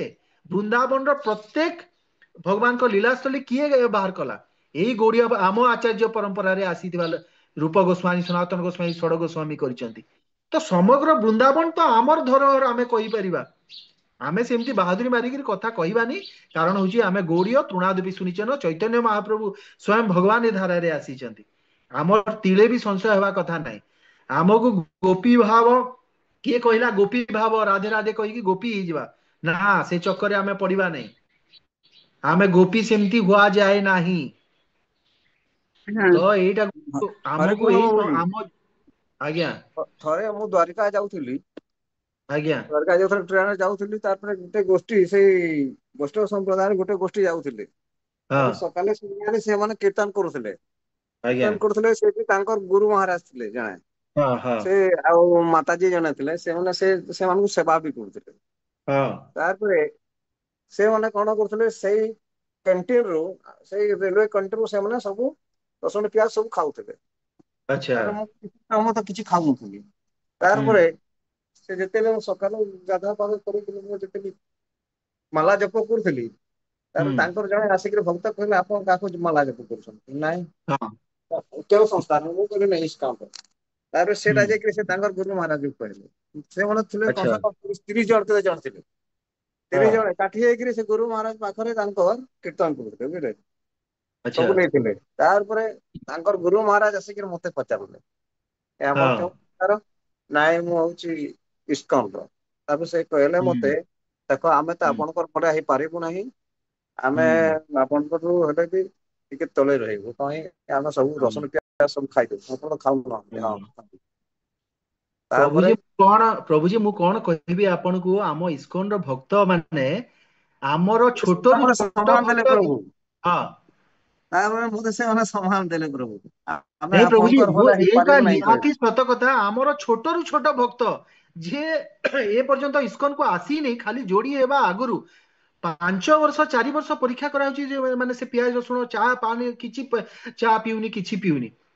ଏମିତି କଠିନ ପରିସ୍ଥିତିରେ ସେମାନେ ଦୀକ୍ଷା ପାଉଛନ୍ତି। ଏମିତି ସଂସ୍ଥା ତ ନାହିଁ ପ୍ରଭୁଜୀ।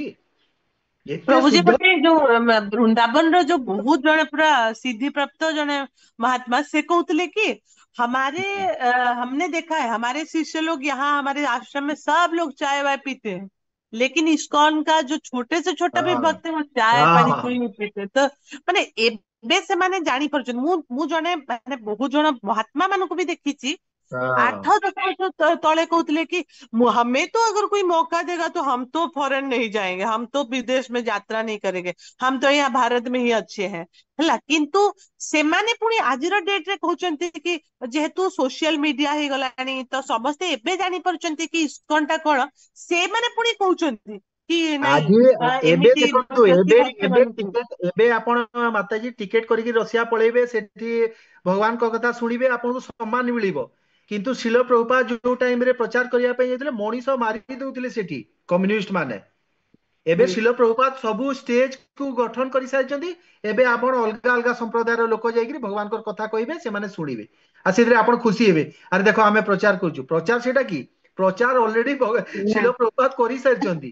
ଚାଇନାକୁ ଯାଇକିରି ଆପଣ ପ୍ରଚାର କରିବେ ସେଇ ଟାଇମରେ चाइना को गले तो आपन मनीष मारिदेवे सेठी कोउ संप्रदायर लोक जानते आमर इस्कन रो शह शह भक्त मृत्युवरण भी करिसंती दरकार पड़िथिले विभिन्न देश रे आमको कोउ संप्रदाय आमे समस्त हाथ जोड़ी आमे भाई नमस्कार करूछु किंतु कोउ संप्रदाय आमो सांगरे समान ही परिबो नाही आमे गर्वित हवा कथा सेठी पे ठीक अछि अच्छा आम आउ आउ आउ टिके मते ना आउ मोर आउ तीनटा खंडे श्लोक मते जीवाऊ पड़िबो मु टिके कहि दउची आउ 5-10 मिनिट्स रे तापरे क्लास ता सरै दबा ठीक अछि तो एठी कोन हला तीनटा जिंस शिल प्रभुपाद कहले सत्व तम रज एथिरे जे सत्व गुणी से सुखी जे रज गुणी से कर्मठ लोक आ तम गुणी असहाय हिसाब रे थाए तो सत्व गुण रे मु सब कहली से निजो ज्ञान पई सर्वदा गर्वित थांती ए सब कथा कहली आउ एई सत्व गुणी रो तापरे डिस्कशन कराला तार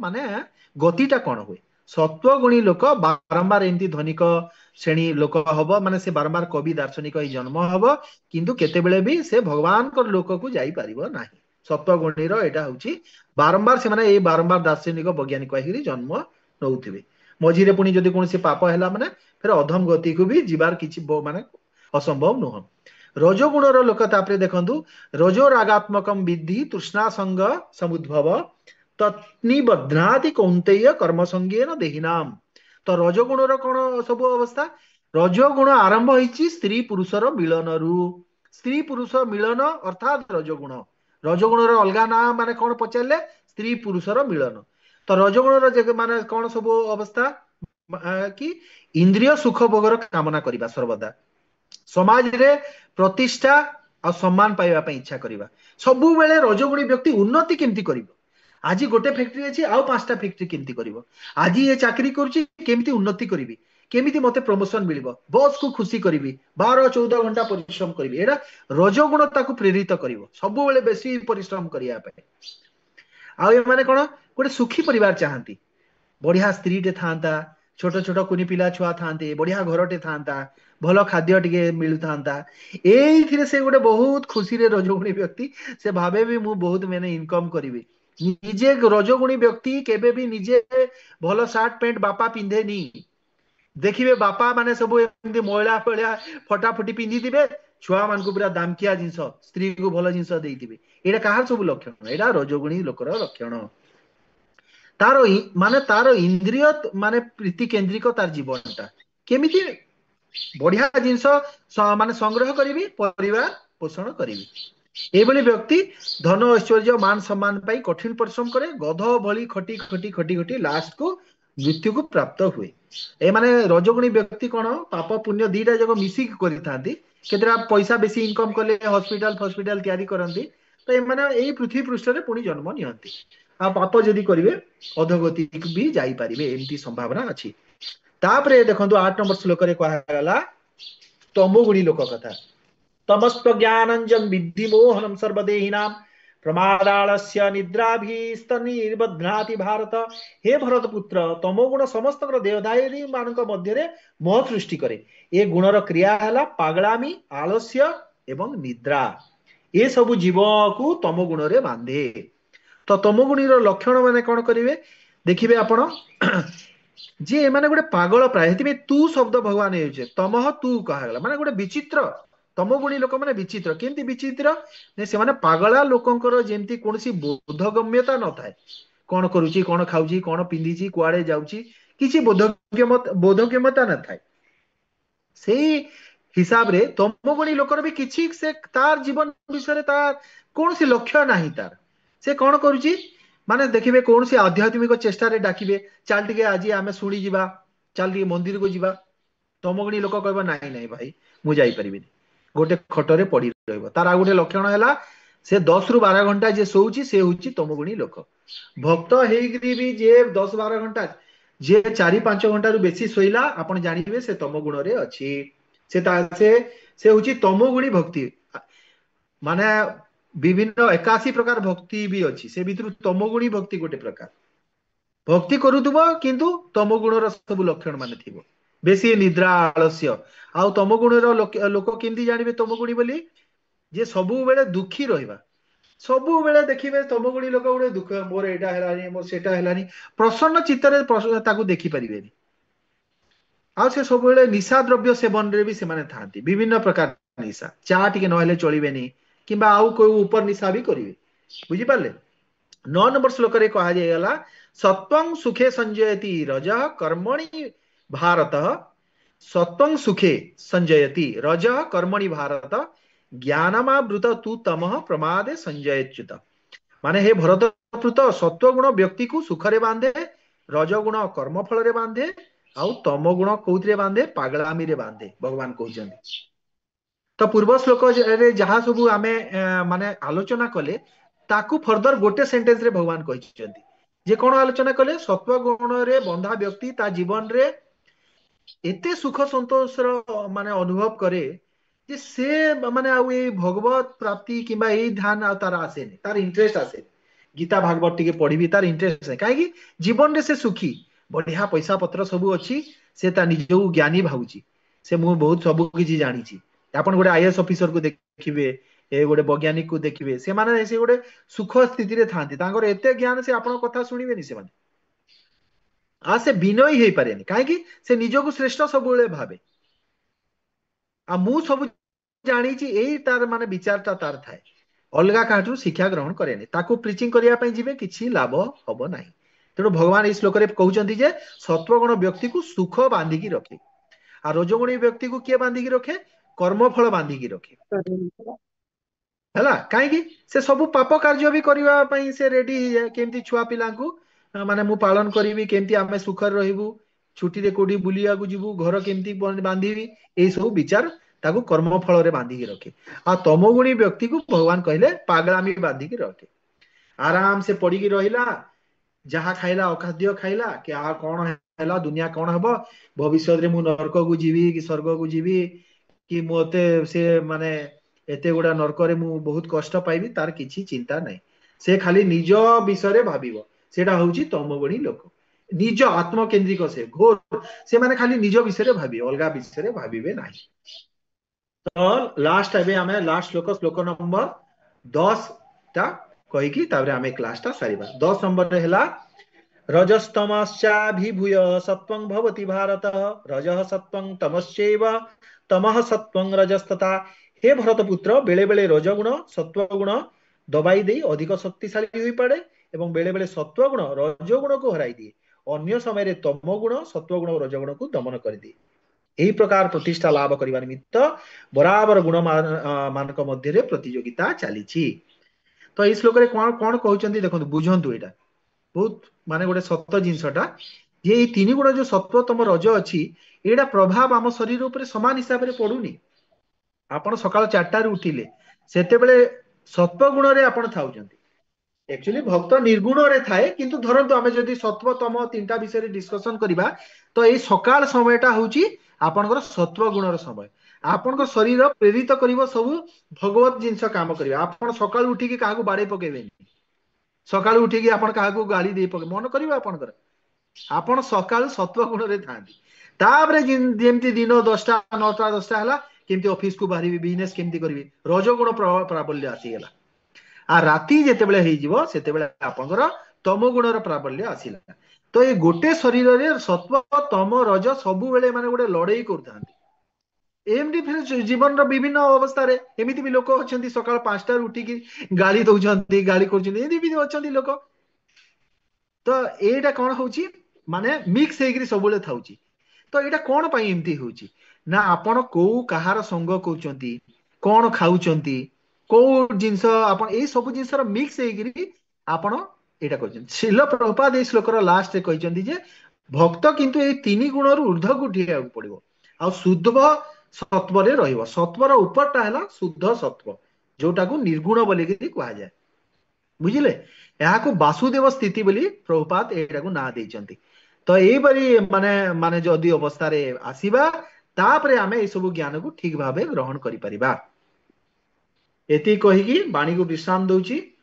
ଆଉ ଆଜି ଆମର ରହିଲା ନେକ୍ସଟ ଆମେ ପାଠ କରିବା ପୁଣି 14 ନମ୍ବର ଅଧ୍ୟାୟର ବାକି ଶ୍ଲୋକ। ଆଜି 10ଟା ଗଲା, ନେକ୍ସଟ ଆମର 14 ନମ୍ବର ଅଧ୍ୟାୟ ସରିଯିବ। ଏଥିରେ ଶ୍ଲୋକ ଗୁଡା ବହୁତ ଛୋଟ ଛୋଟ ଶ୍ଲୋକ ଗୁଡା ଅଛି, ବ୍ୟାଖ୍ୟା ବିଶେଷ ନାହିଁ। ଠିକ ଅଛି? ଆଉ କାହାର କଣ କିଛି ରହିଲା ପ୍ରଶ୍ନ, ନା ଆମେ କ୍ଲାସକୁ ଏଇଠି ରଖିବା? प्रतिष्ठा को वाञ्छा कल्पतरुभ्यश्च कृपा सिन्धुभ्य एव च पतितानां सब भक्तमानक चरण रे मोर दंडवत प्रणाम। बहुत दंडवत प्रणाम प्रभु आपण शरण हरे समस्त दंडवत